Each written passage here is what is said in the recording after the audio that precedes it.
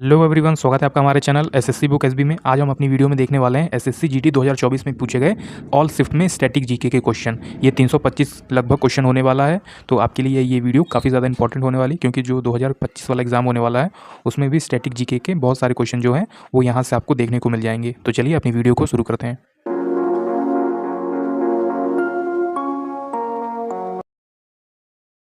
पहला क्वेश्चन हम देखते हैं जो हमसे पूछा गया है। एथलेटिक्स में IAAF विश्व चैंपियनशिप डैश से पूरी तरह एक पेशेवर प्रतियोगिता बन गई है। मतलब 1997 जो कि ऑप्शन नंबर ए में दिया गया है, इससे पूरी तरह ये पेशेवर प्रतियोगिता बन गई है, मतलब प्रोफेशनल स्पोर्ट्स बन गया है। अगला क्वेश्चन आता है हमारा, निम्नलिखित में से कौन सा या फिर कौन सी भारतीय संगीतकार सर्वोच्च नागरिक सम्मान भारत रत्न प्राप्त करने वाला या वाली पहली गायक या गायिका बनी है? तो ये कौन बनी है? MS सुब्बुलक्ष्मी। तो आप ये नाम याद रखेंगे कि भारतीय संगीतकार जिन्होंने सर्वोच्च नागरिकता भारत रत्न प्राप्त किया वो गायिका हैं MS सुब्बुलक्ष्मी। अगला क्वेश्चन आता है हमारा, पंडित बिरजू महाराज एक भारतीय नृतक, संगीतकार, गायक और भारत के कथक नृत्य के डैश के कलका बिदादीन घराने के प्रतिपादक थे। तो ये किस घराने से हैं? तो ये लखनऊ घराने से हैं। तो आप इनका नाम याद रखेंगे। पंडित बिरजू महाराज एक भारतीय नृतक, संगीतकार, गायक और कथक नृत्य के जो हैं वो लखनऊ घराने से हैं।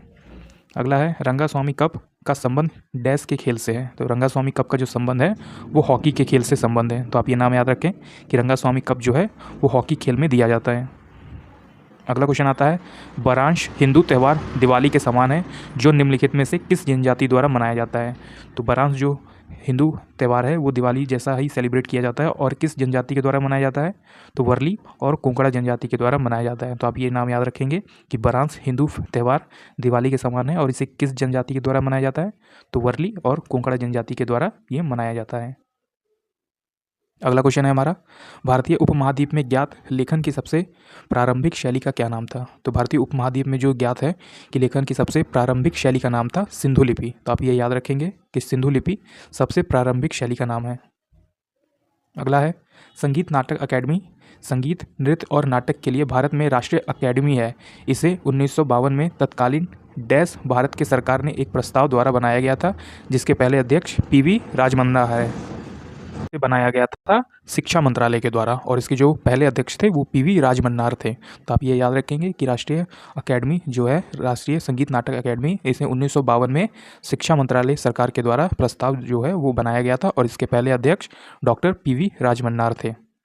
अगला है, पन्नालाल घोष निम्नलिखित में से किस वाद्य यंत्र से प्रसिद्ध हैं? तो पन्नालाल घोष का जो वाद्य यंत्र है वो बांसुरी बजाते हैं। तो आप ये नाम याद रखेंगे कि पन्नालाल घोष जो है वो बांसुरी वादक है। अगला क्वेश्चन आता है हमारा, भारत के निम्नलिखित में से किस राज्य में बोनालू पर्व मनाया जाता है? तो आप याद रखेंगे कि तेलंगाना में ये बोनालू उत्सव या फिर बोनालू पर्व जो है वो मनाया जाता है। आपने याद रखा कि बोनालू पर्व कहाँ पे मनाया जाता है? तेलंगाना में। अगला है हमारा क्वेश्चन, सेंसस से जो कि है जनगणना 2011 के अनुसार निम्नलिखित में से किस राज्य में महिला साक्षरता दर सबसे अधिक है? तो किस राज्य में है? तो ये केरल राज्य में है महिला साक्षरता दर, मतलब कि महिलाओं में लिटरेसी रेट सबसे ज़्यादा है। कहाँ पे? केरला में मौजूद है 2011 के अनुसार। अगला आता है हमारा क्वेश्चन जो कि है, निम्नलिखित में से किस शब्द का संबंध क्रिकेट से नहीं है? तो इसमें से ऐसा कौन सा शब्द है जिसका संबंध क्रिकेट से नहीं है? तो वो शब्द है ऑप्शन दूसरा, एक और वो दोनों। तो दोनों जो शब्द हैं उनका संबंध जो है वो क्रिकेट से नहीं है। तो आप ये याद रखेंगे कि क्रिकेट में ईगल और बास्केट ये दोनों शब्द का यूज़ जो है वो नहीं किया जाता। अगला है, भारतीय खिलाड़ी लिएंडर पेस कौन सा खेल खेलते हैं? तो आपको ये याद होना चाहिए कि भारतीय खिलाड़ी लिएंडर पेस लॉन टेनिस जो है वो खेलते हैं। तो आपने याद रखा कि भारतीय खिलाड़ी लिएंडर पेस लॉन टेनिस के प्लेयर हैं। अगला क्वेश्चन आता है हमारा, निम्नलिखित में से उत्तर प्रदेश के इंडो फारसी नृत्य शैली का नाम बताइए। जो उत्तर प्रदेश के इंडो फारसी नृत्य शैली का नाम है वो है कथक। तो आपसे याद रख लीजिए कि कथक कहाँ पे होता है? तो उत्तर प्रदेश में होता है। अगला है, मैसूर दशहरा भारत के डैश राज्य में एक भव्य उत्सव है जिसमें शाही जुलूस, सांस्कृतिक कार्यक्रम और सजाए गए हाथियों का प्रदर्शन होता है। तो ये मैसूर दशहरा कहाँ पे सेलिब्रेट होता है? तो ये होता है कर्नाटका में। तो आप याद रखेंगे कि मैसूर दशहरा सेलिब्रेट होता है कर्नाटका में, जहाँ पे जुलूस निकाला जाता है, सांस्कृतिक जो है वो कार्यक्रम किए जाते हैं और हाथियों को भी सजाया जाता है।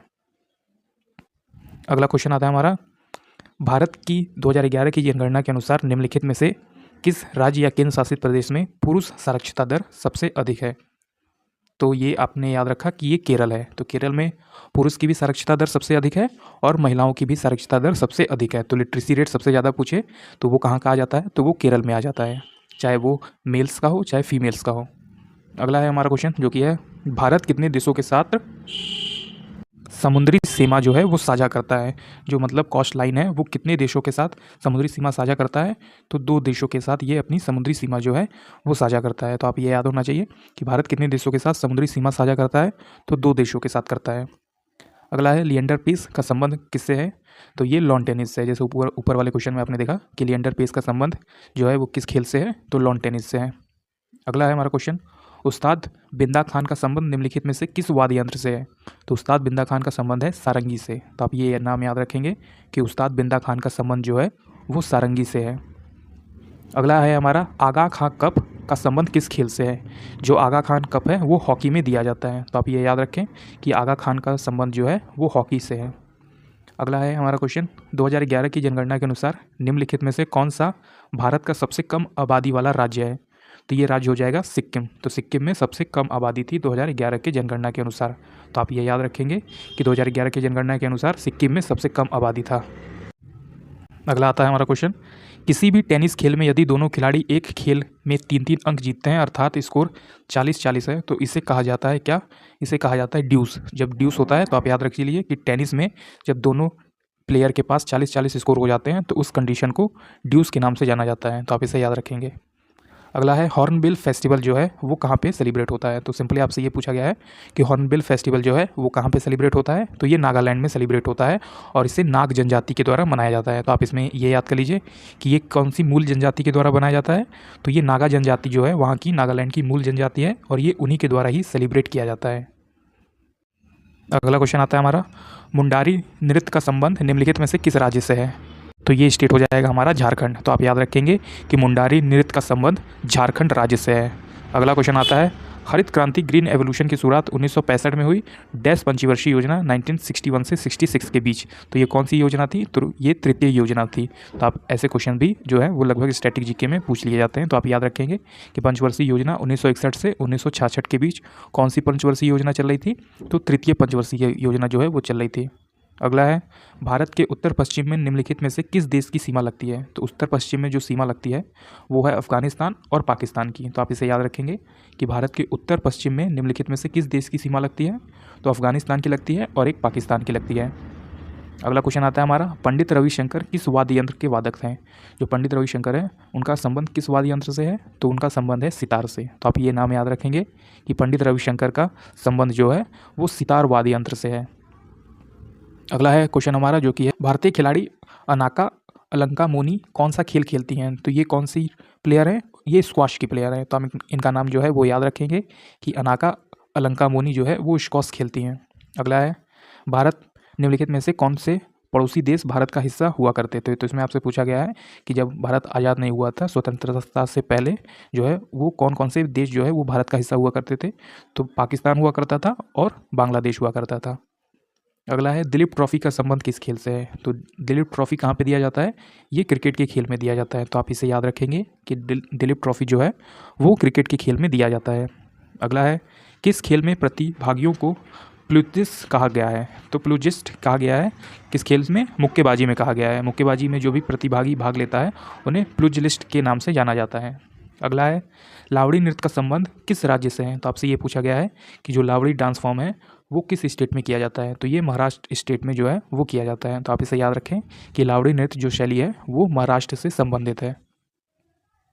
अगला क्वेश्चन आता है हमारा जो कि है 2011 की जनगणना के अनुसार निम्नलिखित में से किस राज्य में महिला साक्षरता दर सबसे कम है, तो महिला साक्षरता दर 2011 के अनुसार सबसे कम थी राजस्थान में। तो आप इसे याद रखेंगे कि 2011 की जनगणना के अनुसार जो है राज्य की महिला साक्षरता दर सबसे कम थी राजस्थान में। अगला है उस्ताद बिस्मिल्लाह खान डैश के प्रसिद्ध प्रतिपादक हैं, तो आपसे पूछा गया है कि उस्ताद बिस्मिल्लाह खान कौन सा वाद्य यंत्र बजाते हैं, तो ये शहनाई बजाते हैं। तो आप इनका नाम याद रखेंगे कि उस्ताद बिस्मिल्लाह खान का संबंध जो है वो शहनाई से है। अगला है लद्दाख और तिब्बती समुदायों में मनाया जाने वाला लोसर उत्सव या फिर लोसर त्यौहार डैश का प्रतीक है, तो किसका प्रतीक है, नए वर्ष के त्यौहार का प्रतीक है। तो लोसर उत्सव जो होता है वो लद्दाख और तिब्बती समुदायों के लिए एक नया साल के बराबर होता है या फिर नए वर्ष का जो है वो त्यौहार होता है। तो आप इसने याद रखा कि लोसर त्यौहार जो है वो नए वर्ष का त्यौहार है और इसे कौन सेलिब्रेट करता है, तो लद्दाख और तिब्बती समुदाय के लोग इसे सेलिब्रेट करते हैं। अगला क्वेश्चन आता है हमारा, भगवान कृष्ण और उनकी रानी सत्यभामा की कहानी भामाकल्पम का संबंध किस नृत्य शैली से है? तो भामाकल्पम का संबंध किस नृत्य शैली से है? ये कुचिपुड़ी से है। तो आप इनका नाम याद रखेंगे कि ये भगवान कृष्ण और उनकी रानी सत्यभामा की कहानी को दर्शाता है, जिसे भामाकल्पम कहा गया है। और ये किस नृत्य का हिस्सा है? तो ये कुचिपुड़ी नृत्य का जो है वो हिस्सा है।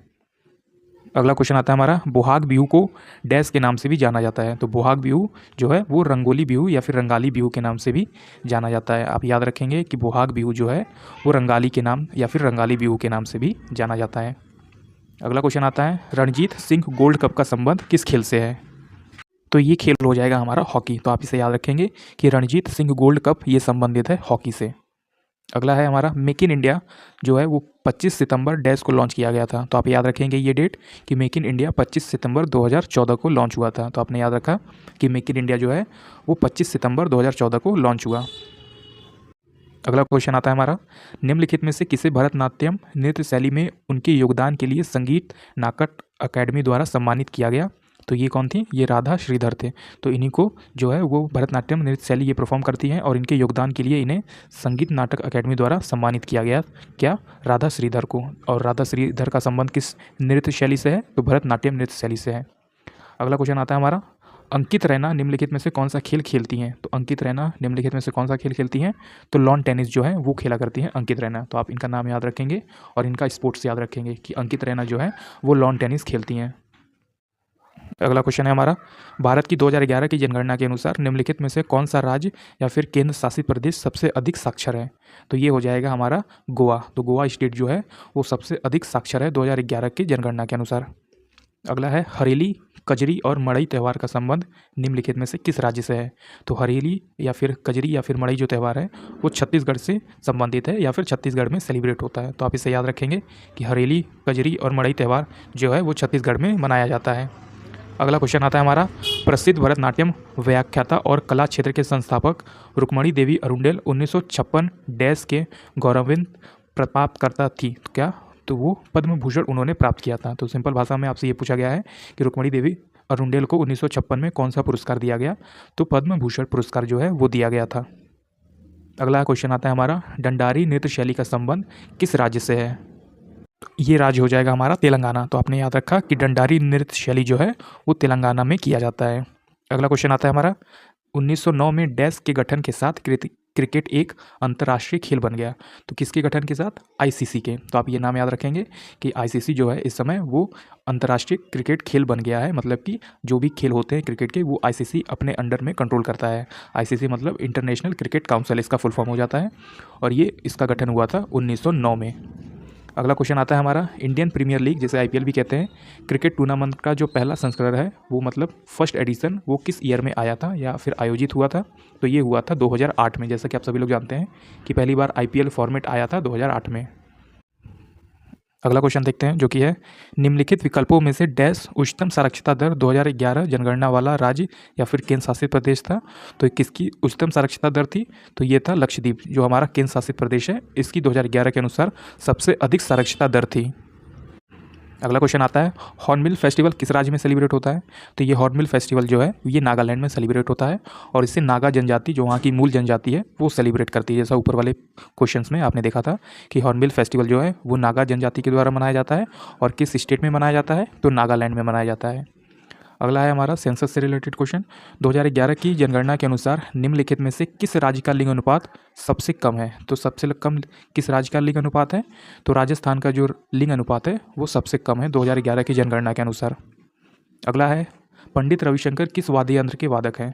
तो ये सितार बजाते हैं। तो आप इनका नाम याद रखेंगे कि पंडित रविशंकर का संबंध है सितार से। अगला है, गुरु पर्व निम्नलिखित में से किस समुदाय द्वारा मनाया जाता है? जो गुरु पर्व उत्सव होता है वो सिख समुदाय के द्वारा मनाया जाता है। तो आप ये नाम याद रखें कि गुरु पर्व जो है वो सिख समुदाय के द्वारा सेलिब्रेट होता है।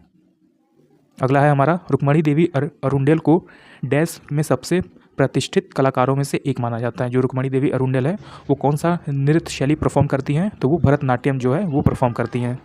तो आप इनका नाम याद रखेंगे कि ये रुक्मणी देवी अरुंडेल है और ये सबसे अच्छा जो है भरतनाट्यम डांस फॉर्म परफॉर्म करती हैं। अगला है, कथक नृत्य को डैश में संयोजन के रूप में जाना जाता है। जो कथक नृत्य है इसे संगीत, नृत्य और कथा के संयोजन के रूप में जाना जाता है। तो कथक में ये तीनों चीज़ें जो हैं वो शामिल होती हैं, उसमें संगीत भी होता है, नृत्य भी होती है और कथा भी होता है। तो इसी से कथक जो है ये तीनों का संयोजन है। अगला क्वेश्चन आता है हमारा, भारतीय खिलाड़ी अंजुम चोपड़ा निम्नलिखित में से कौन सा खेल खेलती हैं या फिर किस खेल से संबंधित है? तो ये क्रिकेट से संबंधित है। तो आप इन्हें याद रखेंगे कि भारतीय खिलाड़ी अंजुम चोपड़ा जो है वो कौन सा खेल खेलती हैं? तो ये क्रिकेट खेलती हैं। अगला है, कथक नृत्य को डैश के संयोजन के रूप में भी जाना जाता है। तो ये ऊपर वाला ही क्वेश्चन है जो नीचे रिपीट हो गया। तो ये संगीत, नृत्य और कथा के रूप में ये जो है संयोजन के रूप में जाना जाता है।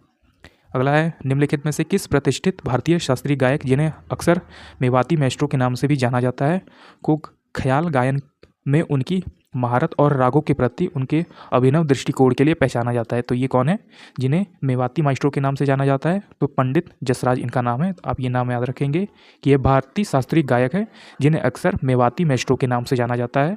तो ये जाना जाता है पंडित जसराज को। अगला क्वेश्चन आता है हमारा, कर्नाटक की किस नृत्य शैली में पुरुषों के गले में बड़े ढोल लटकाए जाते हैं और ये अपने धार्मिक और युद्ध उत्साह के लिए जाने जाते हैं? तो ये जाने जाते हैं डोली कुनिथा में। तो आप ये नाम याद रखेंगे कि डोली कुनिथा जो है वो सेलिब्रेट होता है कहाँ पे? कर्नाटका में। तो आपने याद रखा कि डोली कुनिथा जो नृत्य शैली है वो कर्नाटका में सेलिब्रेट होता है। इसमें क्या होता है कि पुरुष अपने गले में बड़े से ढोल लटकाए जाते हैं और ये अपने धार्मिक और युद्ध उत्साह के लिए जो है वो जाना जाता है। अगला क्वेश्चन आता है हमारा, गिद्दा नृत्य का संबंध मुख्य रूप से किस राज्य से है? जो गिद्दा सेलिब्रेट होता है या फिर गिद्दा जो डांस फॉर्म है ये पंजाब से रिलेटेड है। तो आप ये नाम याद रखेंगे कि गिद्दा नृत्य जो है वो पंजाब में किया जाता है। अगला है, मोमा दास निम्नलिखित में से कौन सा खेल खेलती हैं? जो मोमा दास हैं वो निम्नलिखित में से कौन सा खेल खेलती हैं? तो ये टेबल टेनिस खेलती हैं। तो आप इनका नाम याद रखेंगे कि मोमा दास जो है वो टेबल टेनिस जो है वो खेला करती हैं। अगला है, 2011 की भारतीय जनगणना के अनुसार दिए गए विकल्पों में से भारत का सबसे कम साक्षर राज्य कौन सा है? जिसकी लिटरेसी रेट सबसे कम है वो स्टेट है हमारा बिहार। तो आप ये नाम याद रखेंगे कि 2011 की जनगणना के अनुसार भारत का सबसे कम साक्षर राज्य, कम लिटरेसी रेट किसकी है? बिहार स्टेट की है। अगला क्वेश्चन आता है हमारा, त्रिशूर पूरम किस भारतीय राज्य में मनाया जाने वाला एक प्रसिद्ध मंदिर उत्सव है जो अपने विस्तृत जुलूसों और आतिशबाजी प्रदर्शन के लिए जाना जाता है? तो ये त्रिशूर पूरम जो है वो केरल में सेलिब्रेट होता है। तो आप ये नाम याद रखेंगे कि त्रिशूर पूरम जो है वो केरल में सेलिब्रेट होता है। अगला है, PR श्रीजेश एक डैश हैं। तो PR श्रीजेश कौन है? एक हॉकी प्लेयर हैं और एक हॉकी के खिलाड़ी हैं। तो आप इनका नाम याद रखेंगे कि PR श्रीजेश एक हॉकी खिलाड़ी हैं। अगला क्वेश्चन आता है हमारा, संगीत नाटक अकेडमी पुरस्कार पहले डैश के नाम से जाने जाते थे? तो संगीत नाटक अकेडमी पुरस्कार जिसका पुराना नाम है राष्ट्रपति पुरस्कार या फिर प्रेसिडेंटल अवार्ड्स, ये नाम से जाने जाते थे। तो ये काफ़ी इंपॉर्टेंट क्वेश्चन है, आप ये याद रखेंगे कि संगीत नाटक अकेडमी जो पुरस्कार अभी दिए जाते हैं ये पहले किस नाम से जाना करते थे? तो ये पहले इस नाम से जाना करते थे, राष्ट्रपति पुरस्कार के नाम से ये जाना करते थे। अगला है, महिलाओं के लिए हेप्टालॉथन में डैश स्पर्धा शामिल होती है? तो कब? 7 स्पर्धा शामिल होती है। तो हेप्टालॉथन में 7 स्पर्धा जो है वो शामिल होती है महिलाओं के लिए। अगला क्वेश्चन आता है हमारा, उस्ताद असद अली खान निम्नलिखित में से कौन सा वाद्य यंत्र का वादन करते हैं? जो ये है रुद्र वीणा। तो आप इनका नाम याद रखेंगे। ऑप्शन नंबर 4 राइट आंसर हो जाएगा कि उस्ताद असद अली खान जो है वो कौन सा वाद्य यंत्र बजाते हैं? तो ये रुद्र वीणा जो है वो बजाया करते हैं। अगला है हमारा क्वेश्चन जो कि है, एक प्रसिद्ध नाटक अभिज्ञान शकुंतलम निम्नलिखित में से किस शख्सियत के द्वारा लिखा गया है? तो इसमें आपसे पूछा गया है अभिज्ञान शकुंतलम का राइटर कौन है? तो ये कालिदास के द्वारा लिखा गया है। तो आपने याद रखा कि अभिज्ञान शकुंतलम का जो लेखक है वो कालिदास के द्वारा किया गया था। अगला है, गणगौर उत्सव ऐतिहासिक रूप से निम्नलिखित में से किस राज्य का मूल त्यौहार है? जो गणगौर उत्सव है ये राजस्थान में सेलिब्रेट होता है। तो आप ये नाम याद रखेंगे कि गणगौर उत्सव जो है वो राजस्थान में मनाया जाने वाला एक प्रमुख त्यौहार है। अगला क्वेश्चन आता है हमारा, कुचिपुड़ी की उत्पत्ति भारतीय राज्य डैश के कुचिपुड़ी नामक गांव में हुई थी? तो ये किस गांव की बात कर रहे हैं? तो ये आंध्र प्रदेश के कुचिपुड़ी नामक गांव में हुई थी। तो आप इसे याद रखेंगे कि कुचिपुड़ी की उत्पत्ति जो है वो आंध्र प्रदेश के कुचिपुड़ी नामक गांव में हुई थी। अगला क्वेश्चन आता है हमारा, रण उत्सव के अद्भुत क्षेत्र की प्राकृतिक सुंदरता और अन्य प्रसिद्ध पर्यटन स्थलों को बढ़ावा देता है। सर्दियों के मौसम में ये पूर्णिमा की रात के दौरान सफ़ेद रेत का रेगिस्तान और भी मनमोहक लगता है। तो ये आपसे पूछा गया है कि रण उत्सव जो है वो कहाँ पे सेलिब्रेट होता है? तो ये कच्छ में है और कच्छ कहाँ पे है? तो गुजरात में है। तो आप ये याद रखेंगे कि रण उत्सव जो है वो कच्छ में सेलिब्रेट होता है। अगला क्वेश्चन आता है दोस्तों हमारा, जो कि है भारतीय खिलाड़ी शेफाली वर्मा निम्नलिखित में से कौन सा खेल खेलती हैं। तो शेफाली वर्मा जो है वो क्रिकेट जो है वो खेलती हैं। तो आप इनका नाम याद रखेंगे कि निम्नलिखित में से शेफाली वर्मा कौन सा खेल खेलती हैं, तो क्रिकेट खेलती हैं। अगला क्वेश्चन आता है हमारा, 2011 की जनगणना के अनुसार निम्नलिखित में से किस राज्य की जनसंख्या वृद्धि सबसे अधिक थी। तो किस राज्य की जनसंख्या वृद्धि सबसे अधिक थी, तो मेघालय की सबसे ज़्यादा थी। अगला क्वेश्चन आता है हमारा, निम्नलिखित में से कौन सा नृत्य कर्नाटक में कुरुबा पुरुषों के द्वारा किया जाता है। तो कुरुबा पुरुषों के द्वारा कर्नाटक में कौन सा नृत्य होता है, तो उस नृत्य का नाम है डोलू कुनिथा। तो आप ये नाम याद रखेंगे कि डोलू कुनिथा जो है वो कर्नाटक में कुरुबा पुरुषों के द्वारा किया जाता है। अगला क्वेश्चन आता है हमारा, निम्नलिखित में से कौन सा ताल वाद्य यंत्र तबला बजाने से प्रसिद्ध है। तो आप इसे याद रखेंगे कि इनमें से कौन जो है वो तबला बजाता है, तो अल्लाह रखा खान ये जो है वो तबला वाद्य यंत्र वादक हैं। तो आप इनका नाम याद रखेंगे कि अल्लाह रखा खान जो है वो तबला बजाने के लिए प्रसिद्ध हैं। अगला क्वेश्चन आता है हमारा, किस भारतीय नृत्य कलाकार ने स्टिंग कठपुतली या फिर स्टिंग पपेट्री के लिए 2018 में संगीत नाटक अकादमी पुरस्कार जीता। तो इनका नाम था अनुपमा होसकेरे। तो आप इनका नाम याद रखेंगे, अनुपमा होसकेरे ने जो है वो स्टिंग कठपुतली में 2018 में संगीत नाटक अकादमी पुरस्कार जीता था। अगला क्वेश्चन आता है, 2011 की जनगणना के अनुसार भारत के किस केंद्र शासित प्रदेश का जनसंख्या घनत्व सबसे अधिक था। तो ये कौन सा जो केंद्र शासित प्रदेश है उसका जनसंख्या घनत्व सबसे अधिक था, तो राष्ट्र की जो राजधानी है नई दिल्ली, वहाँ का जनसंख्या घनत्व जो है वो सबसे अधिक हुआ था। अगला क्वेश्चन है हमारा, भारतीय खिलाड़ी जैनेट विधि निम्नलिखित में से कौन सा खेल खेलती हैं। तो जो भारतीय खिलाड़ी जिनका नाम है जैनेट विधि, ये कौन सा खेल खेलती हैं, तो ये स्क्वॉश खेलती हैं। तो आप इनका नाम और इनका जो खेल है वो याद रखेंगे कि जैनेट विधि जो है वो स्क्वॉश प्लेयर हैं। अगला क्वेश्चन आता है हमारा, लंबी कूद जिसे लॉन्ग जंप में कहते हैं, इसमें उत्प्रस्थान या फिर टेक ऑफ गड्ढे से 1 मीटर दूर डैश सेंटीमीटर चौड़े बोर्ड से करना होता है। तो ये कितने मीटर की दूरी होती है, तो ये 20 मीटर की दूरी होती है। तो आप इसे याद रखेंगे कि लॉन्ग जंप में 1 मीटर दूर जो होता है वो 20 सेंटीमीटर चौड़े बोर्ड से करना होता है। अगला क्वेश्चन आता है हमारा, निम्नलिखित में से किस शास्त्रीय नृत्य शैली का संबंध केरल से है। तो इसमें आपको बताना है कि ऐसा कौन सा शास्त्रीय नृत्य है जो केरल में परफॉर्म होता है। तो मोहिनी अट्टम जो है वो केरला में जो है वो किया जाता है। अगला क्वेश्चन आता है हमारा, कृष्ण राव शंकर पंडित जो है वो राजा भैया पूछ वाले का संबंध किस घराने से है। तो ये ग्वालियर घराने से है। तो आप इनका नाम याद रखेंगे, कृष्ण राव शंकर पंडित राजा भैया पूछ वाले का संबंध कौन से घराने से है, तो ये ग्वालियर के घराने से है। अगला क्वेश्चन आता है हमारा, डैश नृत्य महोत्सव केरल पर्यटन विकास निगम द्वारा आयोजित किया जाता है। यह केरल के त्रिवेंद्रम या फिर तिरुवनंतपुरम शहर में कनकुन्नू महल परिसर में साल में 2 बार, एक बार अक्टूबर नवंबर के महीने में और फिर मार्च अप्रैल के महीने में मनाया जाता है। तो ये कौन सा नृत्य महोत्सव है, ये है इसका नाम निशागंधी। तो ये निशागंधी महोत्सव जो है वो केरल के त्रिवेंद्रम या फिर तिरुवनंतपुरम शहर में 2 बार साल में मनाया जाता है, एक बार अक्टूबर नवंबर में, फिर अगले साल के मार्च अप्रैल में ये मनाया जाता है। तो इसका नाम क्या है, निशागंधी नाम है इसका। अगला है, भारतीय खिलाड़ी अंकिता दास निम्नलिखित में से कौन सा खेल खेलती हैं। जो अंकिता दास हैं उनका जो खेल है वो है टेबल टेनिस। तो आप ये नाम याद रखेंगे कि अंकिता दास जो है वो भारतीय खिलाड़ी है अंकिता दास, और ये कौन सा खेल खेलती हैं, तो टेबल टेनिस जो है वो खेलती हैं। अगला क्वेश्चन आता है हमारा, निम्नलिखित में से कौन नाइटिंगेल ऑफ इंडिया के नाम से लोकप्रिय है। तो नाइटिंगेल ऑफ इंडिया के नाम से किसे जाना जाता था, तो सरोजनी नायडू को जो है वो नाइटिंगेल ऑफ इंडिया के नाम से जाना जाता था। आप इनका नाम याद रखेंगे, नाइटिंगेल ऑफ इंडिया के नाम से जाना जाता था सरोजनी नायडू को। अगला है, कौन से खेल में खिलाड़ियों को कौशल स्तर पर आकलन करने के लिए येलो रेटिंग प्रणाली, येलो रेटिंग सिस्टम जो है उसका उपयोग किया जाता है। तो ये येलो रेटिंग सिस्टम का उपयोग किस खेल में किया जाता है, तो ये शतरंज में किया जाता है। तो आप इसे याद रखेंगे कि खिलाड़ियों के कौशल का आकलन करने के लिए येलो रेटिंग सिस्टम का प्रयोग किया जाता है किस खेल में, तो शतरंज, चेस में किया जाता है। अगला क्वेश्चन है, कौन सी शास्त्रीय नर्तकी शास्त्रीय नृत्य के क्षेत्र में अपने योगदान के लिए पद्म भूषण 1992 प्राप्त करने वाली सबसे कम उम्र की नृतकों में से एक हैं। तो इसमें आपसे पूछा गया है कि इसमें से ऐसी कौन सी डांसर हैं जो कि जिन्हें पद्म भूषण मिला था 1992 में, और ये सबसे कम उम्र की थी उस टाइम पर। तो ये ही सोनल मानसिंह।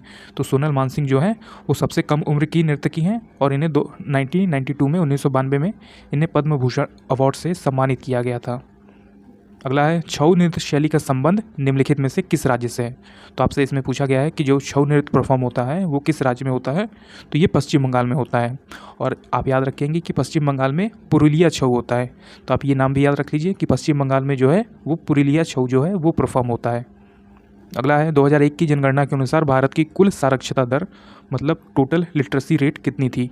तो यहाँ पे थी 64.83%। तो आप ये याद रखेंगे कि ये 2001 की जनगणना की बात हो रही है और यहाँ का लिटरेसी रेट था उस टाइम पे 64.83%। अगला क्वेश्चन आता है हमारा, निम्नलिखित में से किस गायक ने संबलपुरी लोकगीत रंगबती रंगबती को लोकप्रिय बनाया? तो ये किस गायक ने बनाया था? तो ये कृष्णा पटेल ने बनाया था। तो आप इनका नाम याद रखेंगे कि ये संबलपुरी लोकगीत है रंगबती रंगबती और इस गीत को लोकप्रिय बनाया कृष्णा पटेल ने। अगला क्वेश्चन आता है हमारा, निम्नलिखित में से किस कलाकार ने सरायकेला के छऊ नृत्य योगदान के लिए संगीत नाटक अकादमी पुरस्कार जीता? तो इनका नाम था तपन कुमार पटनायक। तो आप ये नाम याद रखेंगे, इन्होंने सरायकेला के छऊ नृत्य में अपने लिए संगीत नाटक अकादमी पुरस्कार जो है वो जीता था। अगला क्वेश्चन आता है, जब एक शटल को हवा में ऊंचा उड़ाया जाता है तब खिलाड़ी के पास सीधे विरोधी कोर्ट के फर्श पर एक शक्तिशाली ओवरहेड शॉट लगाने का समय होता है। इसे जो है डैश के नाम से जाना जाता है, तो इसे स्मैश के नाम से जाना जाता है। यहाँ पे बैडमिंटन की बात हो रही है, तो स्मैश जो है वो बैडमिंटन में होता है। तो आप इसे याद रखेंगे, जब एक शटल को, शटल मतलब जो शटल कॉक होता है उसे हवा में उड़ाया जाता है और सामने वाले की तरफ मारा जाता है, तो उसी ओवरहेड शॉट को लगाने का समय होता है, इसी को स्मैश कहते हैं। अगला क्वेश्चन आता है हमारा, भारत सरकार द्वारा आयोजित सामाजिक आर्थिक और जातिगत जनगणना socio economic and caste census जिसे SECC 2011 ने परिवारों को कितनी श्रेणियों में स्थान दिया था? तो ये 3 श्रेणियों में स्थान दिया था। तो आप इसे याद रखेंगे, 2011 के socio economic and caste census ने 2011 के परिवारों को कितने श्रेणियों में स्थान दिया? तो 3 श्रेणियों में स्थान दिया था। अगला क्वेश्चन आता है हमारा, शास्त्रीय नृत्य में निम्नलिखित में से कौन सा रस क्रोध को दर्शाता है? तो क्रोध को दर्शाने वाला जो रस है वो रौद्र रस है। तो आप इसे याद रखेंगे कि शास्त्रीय नृत्य में क्रोध को दर्शाता है मतलब गुस्से को जो दर्शाता है उस रस का नाम है रौद्र रस। अगला है, तपन कुमार पटनायक ने निम्नलिखित में से किस नृत्य शैली में संगीत नाटक अकादमी पुरस्कार जीता था? तो ये सरायकेला छऊ था। तो आप ये याद रखेंगे कि तपन कुमार पटनायक ने निम्नलिखित में से किस नृत्य में संगीत नाटक अकादमी पुरस्कार जीता? तो सरायकेला छऊ में जीता था। अगला क्वेश्चन आता है हमारा, एक खेल के दौरान एक मानक आइस हॉकी टीम में कितने खिलाड़ी होते हैं जब कोई ओवरटाइम या पेनल्टी न हो? तो ये खेल के दौरान एक मानक आइस हॉकी में कम से कम 6 खिलाड़ी होने चाहिए। तो आप ये याद रखेंगे कि आइस हॉकी टीम में 6 खिलाड़ी होते हैं। अगर उसमें कोई भी पेनल्टी न दिया हो या फिर कोई भी प्लेयर जो है वो बाहर न गया हो तो एक स्टैंडर्ड प्लेयर होते हैं 6। अगला क्वेश्चन आता है हमारा, भारत की 2011 की जनगणना के अनुसार डैश जनसंख्या के अनुपात में 0.2% अंक की गिरावट आई तो किसके? तो इस सिख जनसंख्या के अनुपात में आई थी। तो आप इसे याद रखेंगे कि 0.2% की गिरावट आई थी सिख जनसंख्या के अनुपात में। तो ये कब की बात है? 2011 की जनगणना की बात है। अगला क्वेश्चन आता है हमारा, निम्न में से किस खेल में ब्रेस्ट स्ट्रोक को एक तकनीक के रूप में पेश किया जाता है? तो आपसे पूछा गया है कि ब्रेस्ट स्ट्रोक जो है वो किस खेल में प्रयोग होता है? तो ये तैराकी, स्विमिंग जो होता है उस खेल में ब्रेस्ट स्ट्रोक जो है उस तकनीक का रूप जो है वो प्रयोग किया जाता है। तो आप इसे याद रखेंगे कि ब्रेस्ट स्ट्रोक जो है वो तैराकी या फिर स्विमिंग जो होती है उसमें यूज़ किया जाता है। अगला क्वेश्चन आता है हमारा, लोक नृत्य खोरिया का संबंध निम्नलिखित में से किस राज्य से है? तो जो लोक नृत्य खोरिया है ये हरियाणा में परफॉर्म होता है। तो आप इसे याद रखेंगे कि लोक नृत्य खोरिया जो है वो हरियाणा में परफॉर्म किया जाता है। अगला क्वेश्चन आता है हमारा, पुष्कर ऊँट मेले का संबंध निम्नलिखित में से किस राज्य से है? तो पुष्कर जैसा आप सभी को पता होगा कि ये राजस्थान में है और यहीं पे ऊँट मेला जो है लगता है। तो आप ये याद रख लीजिए कि पुष्कर ऊँट मेला का संबंध जो है वो किस स्टेट से है?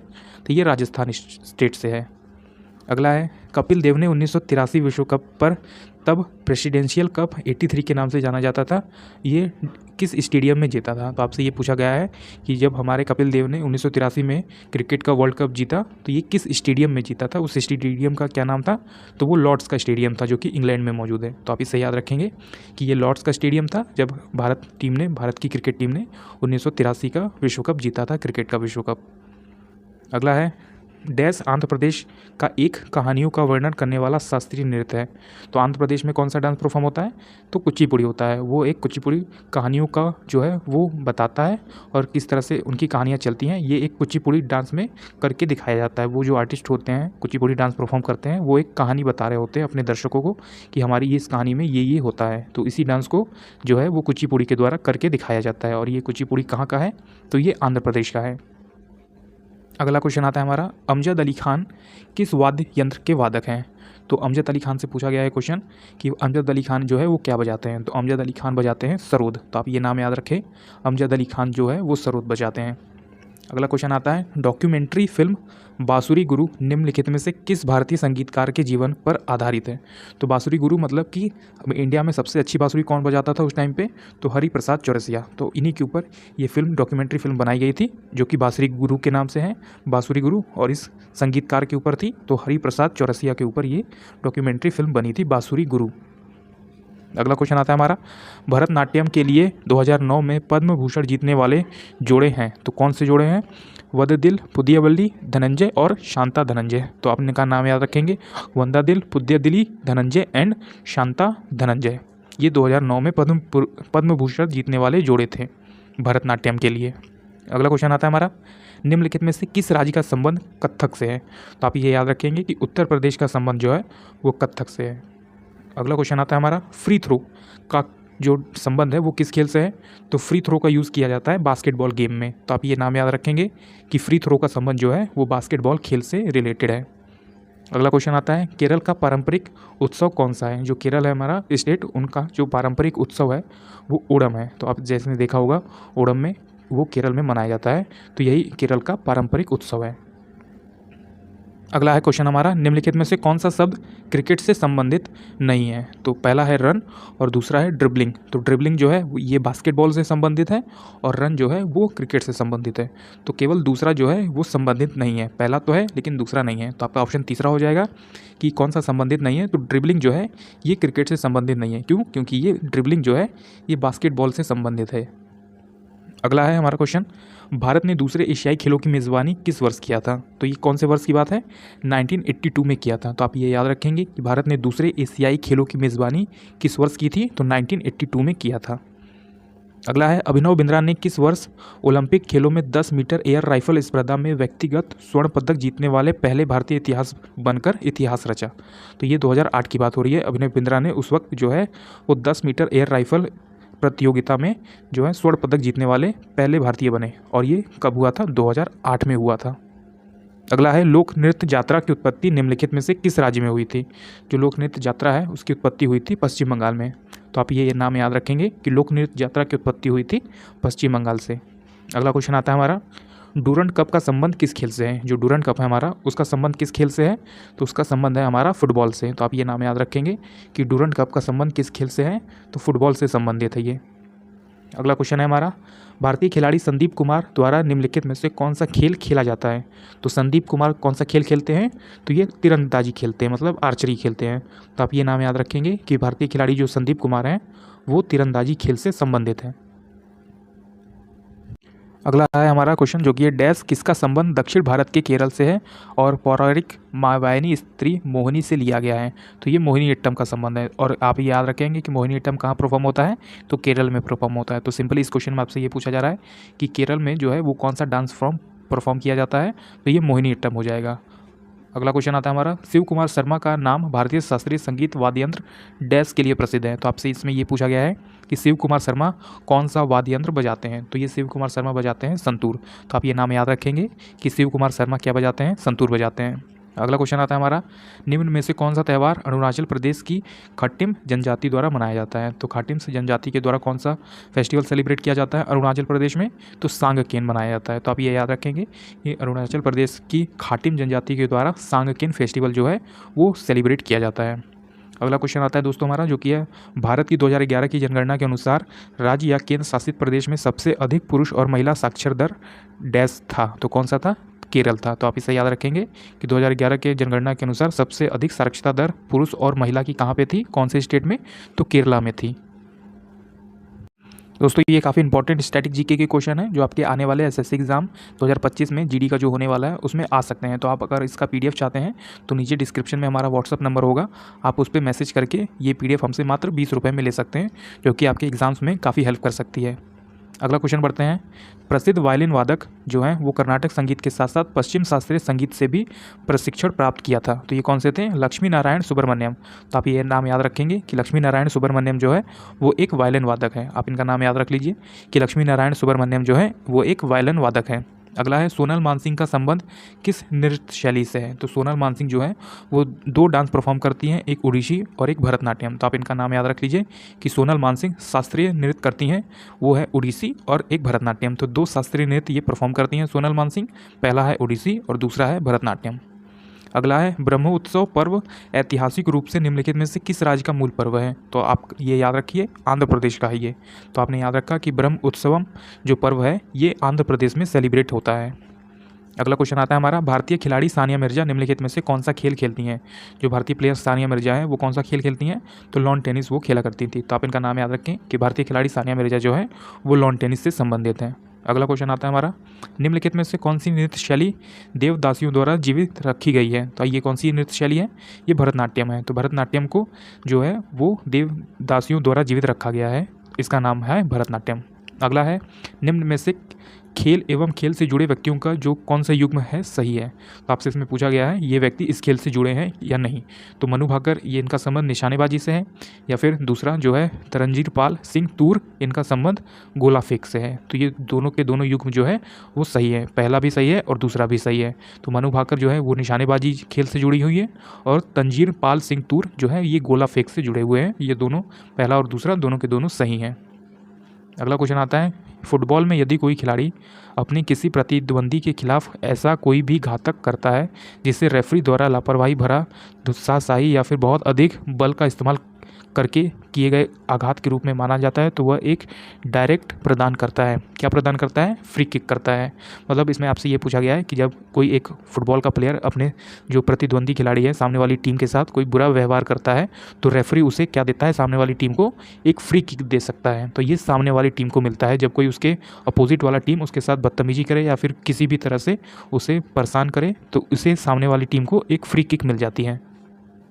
अगला है, कंबाला पारंपरिक भैंस दौड़ किस भारतीय राज्य में कटाई ऋतु का जश्न मनाने के लिए सर्दियों के महीने के दौरान आयोजित होता है। तो कर्नाटक में होता है ये। आप इसका नाम याद रखेंगे कि कंबाला भैंस दौड़ जो है वो कर्नाटक से रिलेटेड है। और ये कब होता है, ये कटाई के दौरान जो है वो सर्दियों के महीनों में आयोजित किया जाता है। जब फसल की कटाई हो रही होती है तब ये कंबाला जो भैंस दौड़ है ये कर्नाटक में मनाया जाता है। अगला क्वेश्चन आता है हमारा, वाजिद अली के संरक्षण में 19वीं शताब्दी ने डैश एक स्वर्ण युग देखा। तो ये कौन सा युग देखा, कत्थक का एक स्वर्ण युग देखा। और ये वाजिद अली के संरक्षण में 19वीं शताब्दी में कत्थक का एक स्वर्ण युग देखा। अगला है, भारत की 2011 की जनगणना के अनुसार भारत में जनसंख्या का औसत घनत्व कितना था। 382 व्यक्ति प्रति वर्ग किलोमीटर था। तो ये काफ़ी इंपॉर्टेंट क्वेश्चन है, आप याद रखेंगे कि भारत की 2011 की जनगणना के अनुसार भारत में जनसंख्या का औसत घनत्व कितना था, 382 व्यक्ति प्रति वर्ग किलोमीटर था।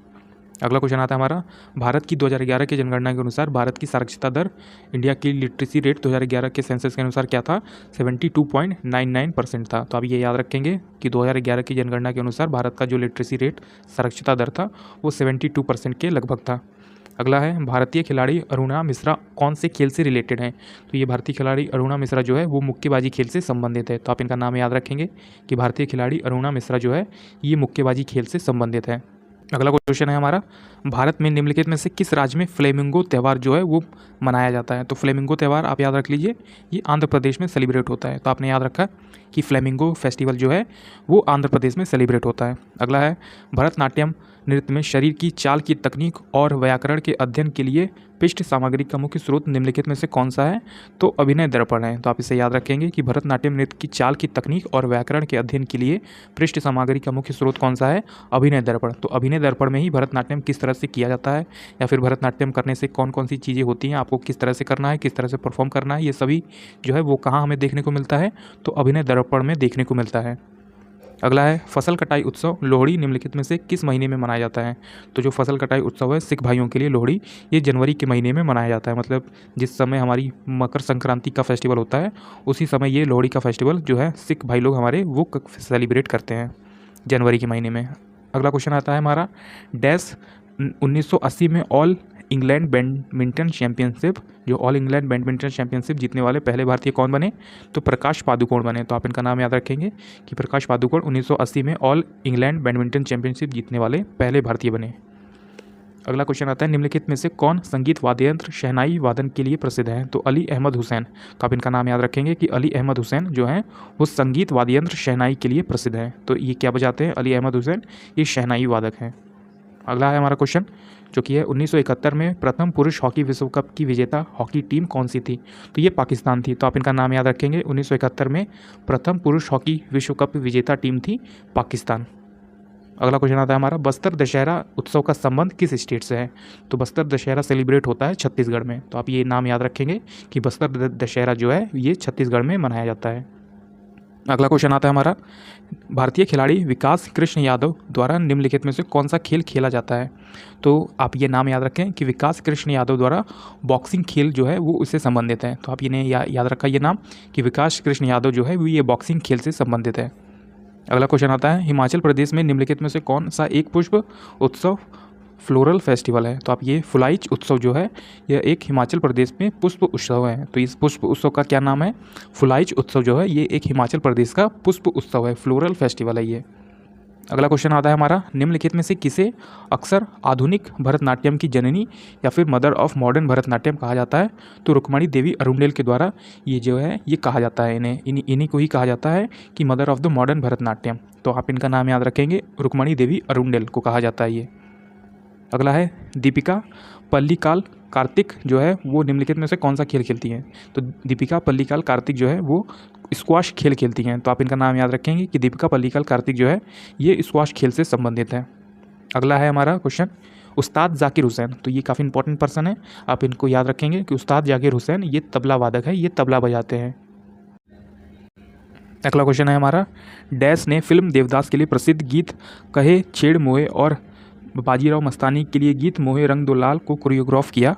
तो ये कौन से थे पर्सन? हमारे पंडित बिरजू महाराज। तो आप इनका नाम याद रखेंगे कि पंडित बिरजू महाराज ने फिल्म देवदास में जो प्रसिद्ध गीत कहे छेड़ मोहे और बाजीराव मस्तानी के गीत मोहे रंग दो लाल को कोरियोग्राफ किया था। मतलब उसमें बताया था कि आपको किस तरह से डांस परफॉर्म करना है इस गाने में। तो ये कौन से हमारे व्यक्ति थे? तो पंडित बिरजू महाराज थे। अगला क्वेश्चन आता है हमारा, मिथाली राज का संबंध किस खेल से है? ये नाम याद रखेंगे कि मिथाली राज जो है वो इंडियन वीमेंस क्रिकेट टीम का हिस्सा है और आप इनका नाम याद रखें कि मिथाली राज का संबंध क्रिकेट से है। अगला है, टेबल टेनिस में प्रत्येक खेल में कितने अंक होते हैं? जो टेबल टेनिस होता है उसमें प्रत्येक खेल में 11 अंक होते हैं। तो आप ये याद रखेंगे, काफ़ी इंपॉर्टेंट क्वेश्चन है कि टेबल टेनिस खेल में प्रत्येक कितने अंक होते हैं? तो 11 अंक होते हैं। अगला क्वेश्चन आता है हमारा, भारतीय खिलाड़ी जसप्रीत बुमराह निम्नलिखित में से कौन सा खेल से संबंधित है? तो ये सभी को लगभग पता ही होगा कि जसप्रीत बुमराह का संबंध किस खेल से है? तो ये क्रिकेट से संबंधित है। अगला क्वेश्चन आता है हमारा, निम्नलिखित में से कौन सा राज्य डांडिया रास नृत्य के लिए प्रसिद्ध है? तो ये गुजरात हो जाएगा सिंपली इसका आंसर। तो गुजरात में है ये डांडिया रास नृत्य के लिए प्रसिद्ध है। अगला क्वेश्चन है हमारा, किस भारतीय ने एक ही वर्ष में 2 ऑस्कर जीते? तो ये A.R. रहमान थे। तो आप इनका नाम याद रखेंगे कि A.R. रहमान ने एक ही वर्ष में 2 ऑस्कर जीते थे। अगला क्वेश्चन आता है हमारा, निम्नलिखित में से कौन सी जनजाति रंगकेर या फिर रोंगकर उत्सव सेलिब्रेट करती है? तो ये करबी जनजाति है। तो आप ये जनजाति याद रखेंगे कि निम्नलिखित में से कौन सी जनजाति रोंगकर सेलिब्रेट करती है? तो रोंगकर उत्सव जो सेलिब्रेट करती है वो करबी जनजाति करती है।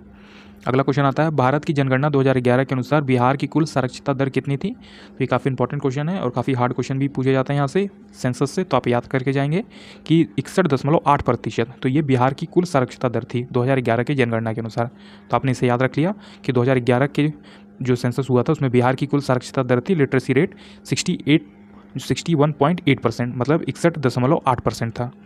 अगला है, निम्नलिखित में से किस त्यौहार का संबंध पारंपरिक रूप से जलीकट्टू से है? तो पारंपरिक जो जलीकट्टू से है वो पोंगल हो जाएगा। तो आप ये याद रखेंगे कि पोंगल त्यौहार का संबंध पारंपरिक रूप से जलीकट्टू से होता है।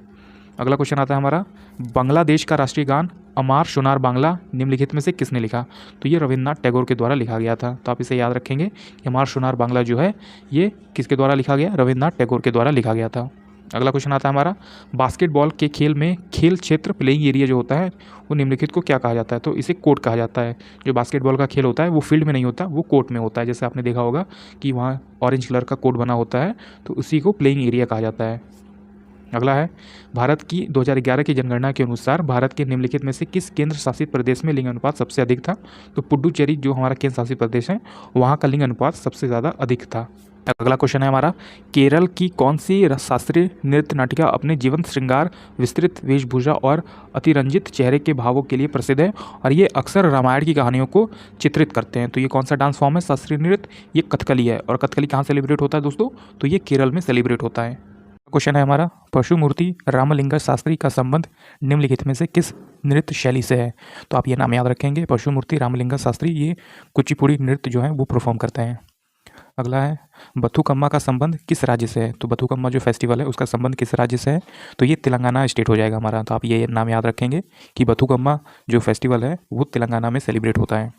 अगला क्वेश्चन आता है हमारा, जवारा नृत्य या फिर जावरा नृत्य एक लोकप्रिय नृत्य है कहाँ का? तो ये एमपी का है, यानी कि मध्य प्रदेश का है। तो आप ये नाम याद रखेंगे कि जवारा डांस जो है वो एमपी का, मध्य प्रदेश का एक लोकप्रिय लोक नृत्य है। अगला क्वेश्चन आता है हमारा, क्रिकेट में मेडन ओवर क्या है? तो आप जैसे क्रिकेट देखा होगा तो आपने उसमें सुना होगा कि क्रिकेट में मेडन ओवर भी होता है। तो ये मेडन ओवर का क्या अर्थ होता है? वह ओवर जिसमें बल्लेबाज कोई भी रन नहीं बना पाता। जब बॉलर बॉल फेंकता है वो अपने 6 बॉल पूरे करता है, तो उन 6 बॉलों में से एक भी बॉल पे रन ना आए उसी को मेडन ओवर कहा जाता है। तो आप ये याद रखेंगे, मेडन ओवर क्या होता है कि बॉलर द्वारा फेंका गया एक ओवर, कोई भी उसमें रन ना आए, वही मेडन ओवर होता है। अगला क्वेश्चन आता है हमारा, ऑल इंडिया कबड्डी फेडरेशन वर्ष डैश में अस्तित्व में आया और इनमें मानक नियमों का संकलन किया गया? तो ये कब आया था? 1950 में आया था। तो आप ये याद रखेंगे कि ऑल इंडिया कबड्डी फेडरेशन 1950 में अस्तित्व में आया और इनमें मानक नियमों का संकलन किया गया। अगला क्वेश्चन आता है हमारा, आगरा घराने के संस्थापक कौन है? तो आगरा घराने के संस्थापक हैं खुदा बख्श। तो आप ये नाम याद रखेंगे कि आगरा घराने के संस्थापक माने जाते हैं खुदा बख्श। अगला क्वेश्चन आता है, the philosophy of the bomb पुस्तक निम्नलिखित में से किसने लिखी? जो ये पुस्तक का नाम है the philosophy of the bomb, ये पुस्तक किसने लिखा था? तो ये भगवती चरण वोहरा ने लिखा था। तो ये आप नाम याद रखेंगे, इनका लेखक का भी नाम ये याद रखें कि भगवती चरण वोहरा ने लिखा था कौन सी पुस्तक? The philosophy of the bomb. अगला क्वेश्चन आता है हमारा, 2011 की जनगणना के अनुसार डैश की आबादी के साथ हिंदू 79.80 है। तो ये आबादी कितनी थी? 90 करोड़ से अधिक आबादी थी हिंदुओं की। तो ये कितनी थी? 79.80% था। अगला है, निम्नलिखित में से कौन एक प्रसिद्ध भारतीय कर्नाटक गायक या गायिका थी और भारत रत्न और रेमन मैग्सेसे पुरस्कार दोनों प्राप्त करने वाले पहले कलाकार थे? तो ये कौन महिला थी? तो ये थी MS सुब्बुलक्ष्मी। तो ये भारतीय कर्नाटक गायिका थी और भारत रत्न और रेमन मैग्सेसे पुरस्कार प्राप्त करने वाले पहले कलाकार थे। तो कौन? MS सुब्बुलक्ष्मी थी। अगला क्वेश्चन आता है हमारा, 1947 में स्वतंत्रता के समय भारत की साक्षरता दर कितनी थी? तो ये 12% थी। अगला क्वेश्चन देखते हैं, हर वर्ष फ्लेमिंगो महोत्सव डैश में स्थित नेलापट्टू पक्षी अभ्यारण्य के साथ पुलकित झील पर मनाया जाता है।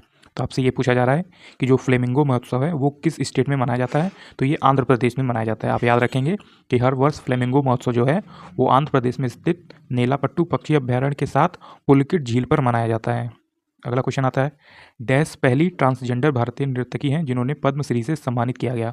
तो ये पहली ट्रांसजेंडर है जिनका नाम है नर्तकी नटराज। तो ये पहली ट्रांसजेंडर भारतीय नर्तकी हैं जिन्होंने पद्मश्री से सम्मानित किया गया। अगला है, विंबलडन ट्रॉफी का संबंध किस खेल से है?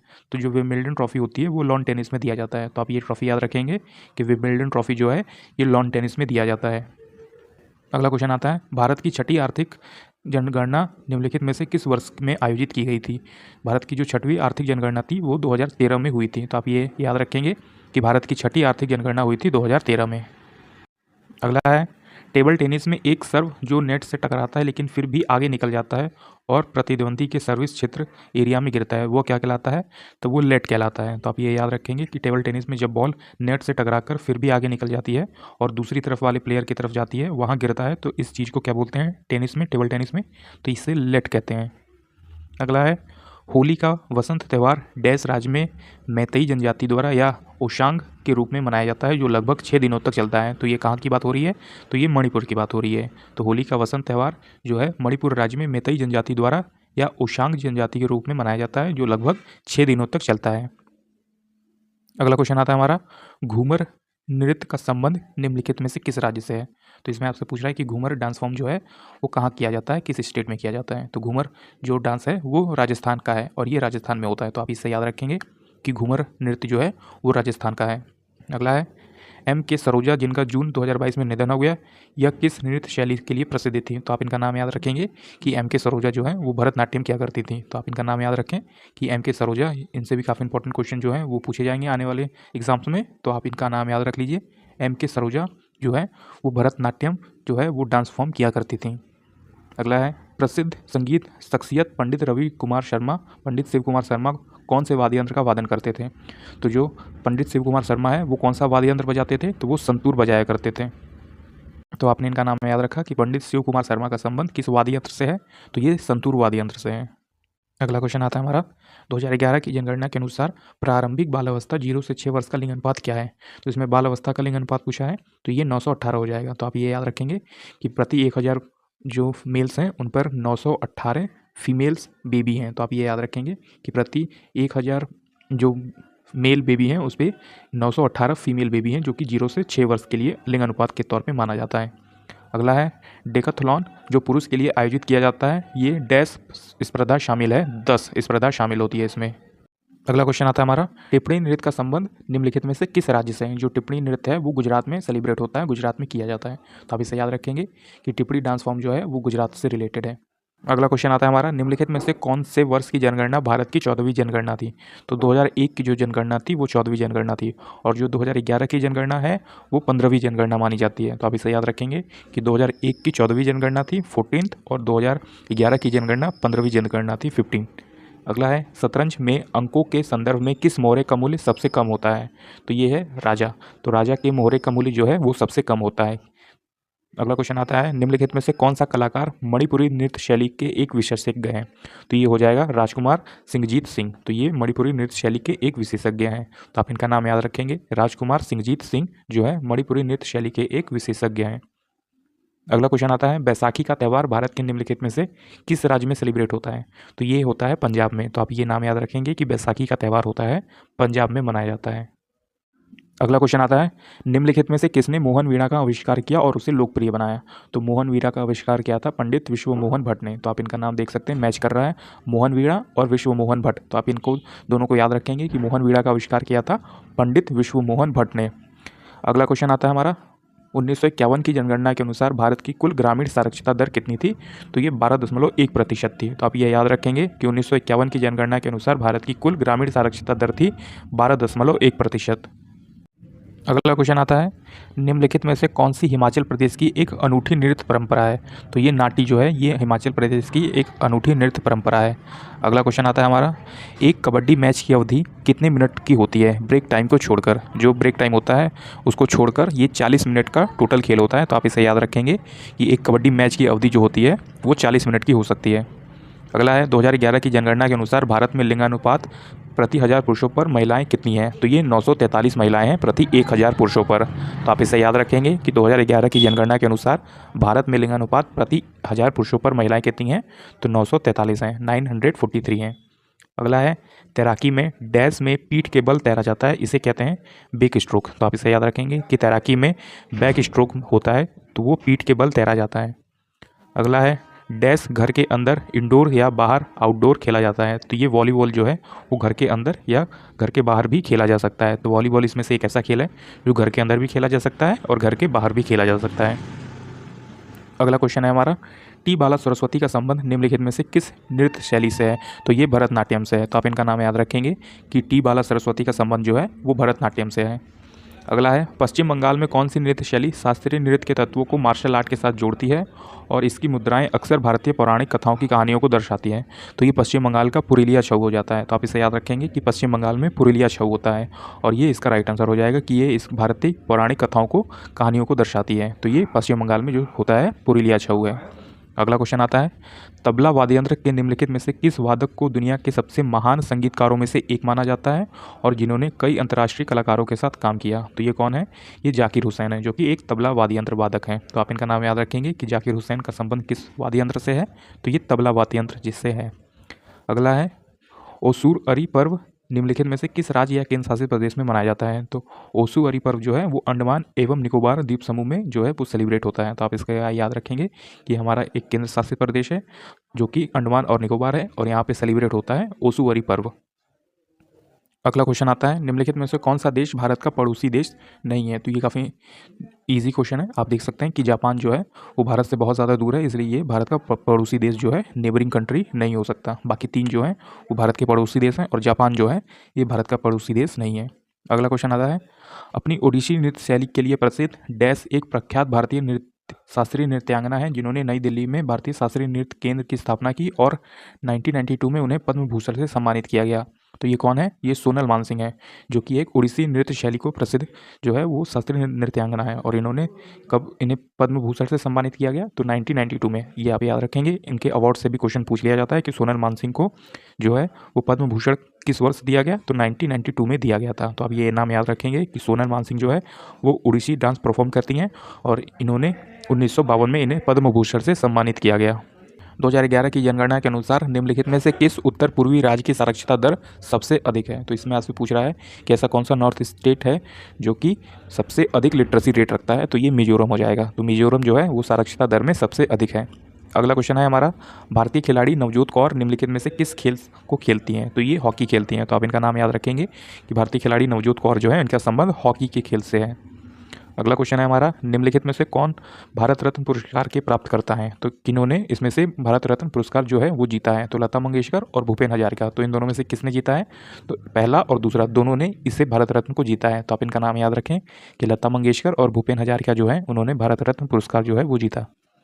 अगला क्वेश्चन आता है, जयदेव के गीत गोविंद की अष्टपदी का गायन और नृत्य निम्नलिखित में से किस नृत्य शैली में किया जाता है? तो ये मणिपुरी में किया जाता है। तो आप इन्हें याद रखेंगे कि जयदेव के गीत गोविंद की अष्टपदी का गायन और नृत्य निम्नलिखित में से किस नृत्य शैली में किया जाता है? तो ये मणिपुरी में किया जाता है। अगला है, निम्नलिखित में से किस खेल शब्द का संबंध क्रिकेट से नहीं है? तो इसमें से ऐसा कौन सा शब्द है जिसका संबंध जो है वो खेल से, क्रिकेट के खेल से नहीं है? तो स्प्रिंट जो हो जाएगा वो क्रिकेट में नहीं यूज़ किया जाता। स्प्रिंट जो है वो मैराथन में यूज़ किया जाता है, जो लोग दौड़ते हैं वो स्प्रिंट रेस होती है उस तरह से यूज़ किया जाता है, लेकिन स्प्रिंट जो है वो क्रिकेट में यूज़ नहीं किया जाता। क्रिकेट में कौन से वर्ड यूज़ होते हैं? फॉलो थ्रू, हैट्रिक और क्रीज, ये क्रिकेट से संबंधित है, पर जो स्प्रिंट है वो क्रिकेट से संबंधित नहीं है। अगला क्वेश्चन है हमारा, तैराकी में नियम विरुद्ध प्रारंभ या फिर फॉल्स स्टार्ट के लिए कितनी चेतावनियां होती हैं? तो इसमें कोई चेतावनी नहीं होती, 0 चेतावनी होती है। तो आप इसे याद रखेंगे कि तैराकी में नियम विरुद्ध प्रारंभ या फिर फॉल्स स्टार्ट करने से कितनी चेतावना होती हैं? तो 0 चेतावनी होती है, नो वार्निंग होती है। अगला है, भारत की जनगणना 2011 के अनुसार देश में ईसाई जनसंख्या का कुल प्रतिशत कितना है? तो ये 2.3% है। तो आप इसे याद रखेंगे कि 2011 की जनगणना के अनुसार देश में क्रिश्चियन जो ईसाई होते हैं उनकी जनसंख्या का कुल प्रतिशत कितना है? तो 2.3% था। अगला है, अपर्णा पोपट जो है वो निम्नलिखित में से किस खेल से संबंधित है? तो अपर्णा पोपट जो है वो बैडमिंटन से संबंधित है। तो आप इनका नाम याद रखेंगे कि अपर्णा पोपट जो है वो बैडमिंटन से संबंधित है। अगला है, निम्नलिखित में से किस भारतीय संगीतकार को उनके फिल्म और मंच के लिए किए गए व्यापक काम से मोजार्ट ऑफ मद्रास का उपनाम मिला? तो ये कौन थे? ये AR रहमान थे, जिन्हें मोजार्ट ऑफ मद्रास के नाम से भी जाना जाता है। ये उन्हें उपनाम मिला था। अगला क्वेश्चन है हमारा, भारत की 2011 की जनगणना के अनुसार शहरी जनसंख्या कुल जनसंख्या का कितना प्रतिशत है? तो शहरी जो जनसंख्या थी वो 31.2% है। तो आप ये याद रखेंगे कि 2011 की जनगणना के अनुसार भारत की शहरी जनसंख्या कुल जनसंख्या का कितना प्रतिशत था? तो 31.2% था। अगला है, यक्षगान का संबंध किस स्टेट से है? तो यक्षगान जो है वो कर्नाटक में किया जाता है। तो आप इन्हें याद रखें कि यक्षगान का संबंध जो है वो कर्नाटका स्टेट से है। अगला है, बैसाखी डैश राज्य का त्यौहार है? तो बैसाखी कहाँ का है?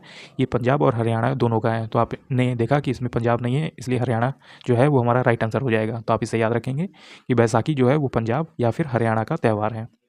अगला है, क्रॉस ओवर ड्रिबल का संबंध मुख्य रूप से किस खेल से है? जो क्रॉस ओवर ड्रिबल शब्द है ये कहाँ पे यूज़ किया जाता है, किस खेल में यूज़ किया जाता है?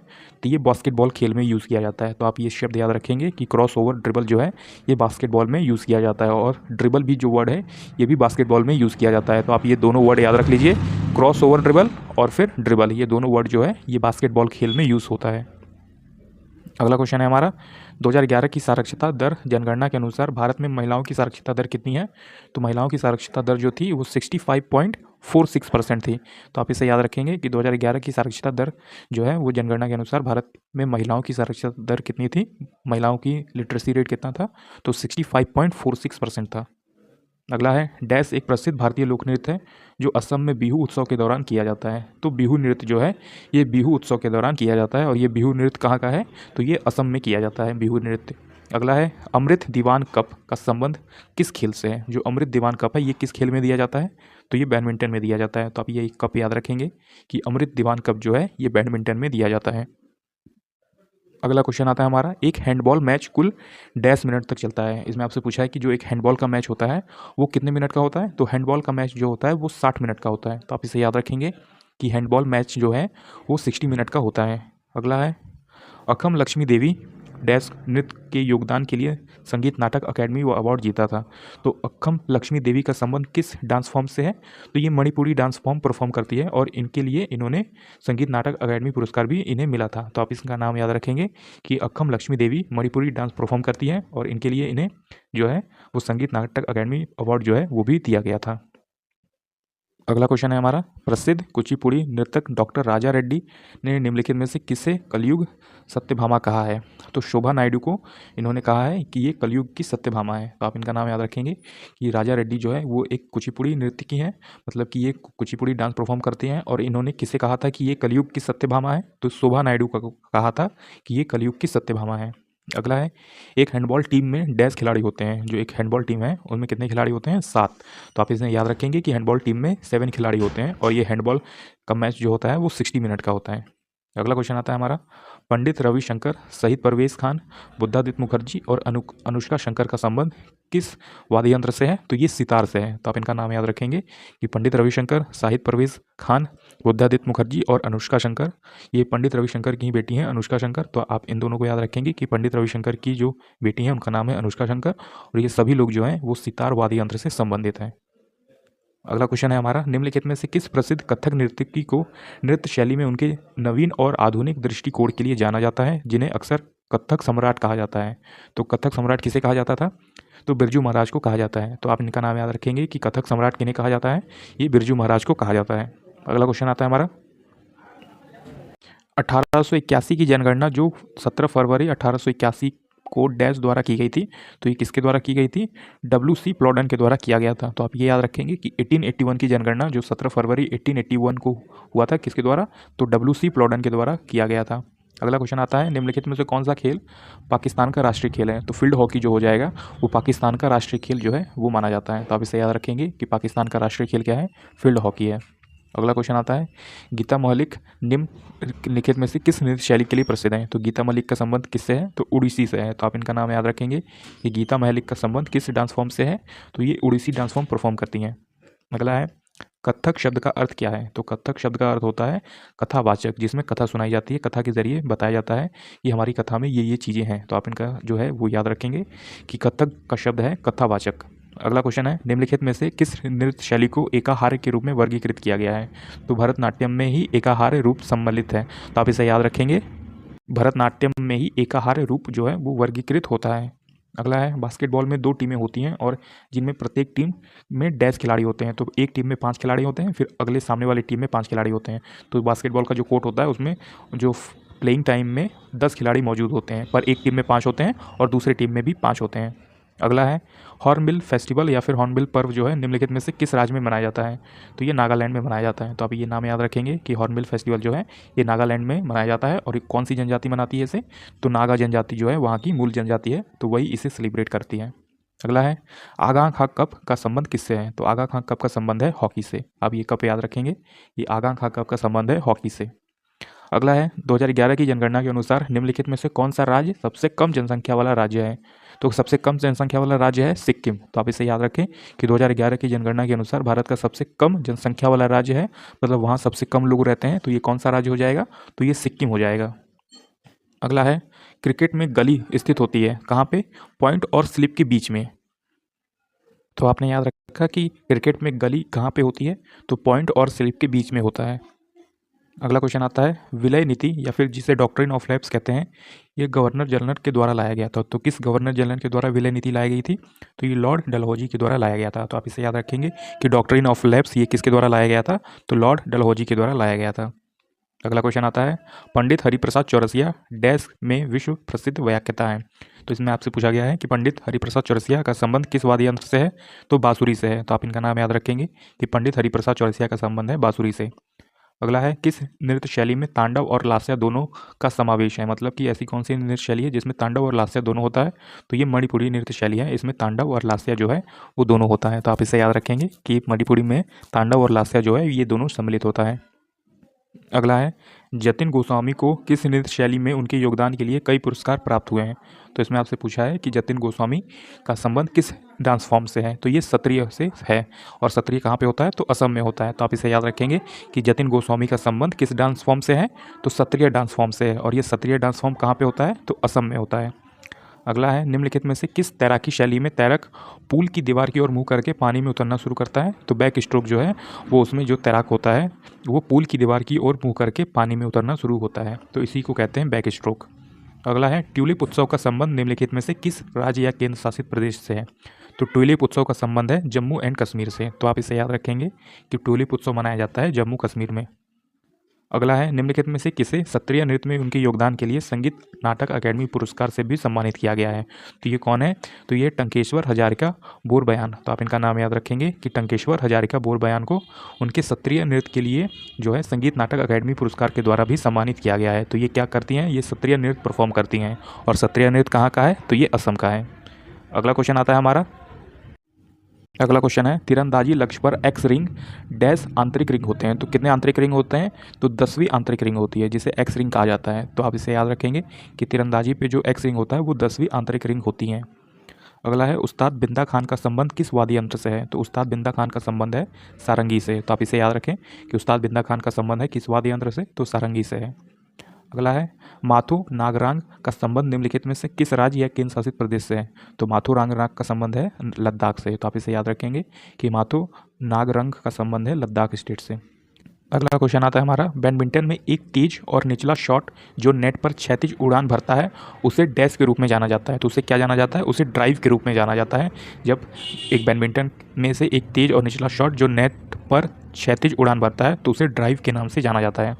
अगला है, पक का प्रयोग किस खेल में किया जाता है, तो पक का प्रयोग किया जाता है आइस हॉकी के खेल में। तो आप इसे याद रखेंगे कि पक का प्रयोग किया जाता है आइस हॉकी के खेल में।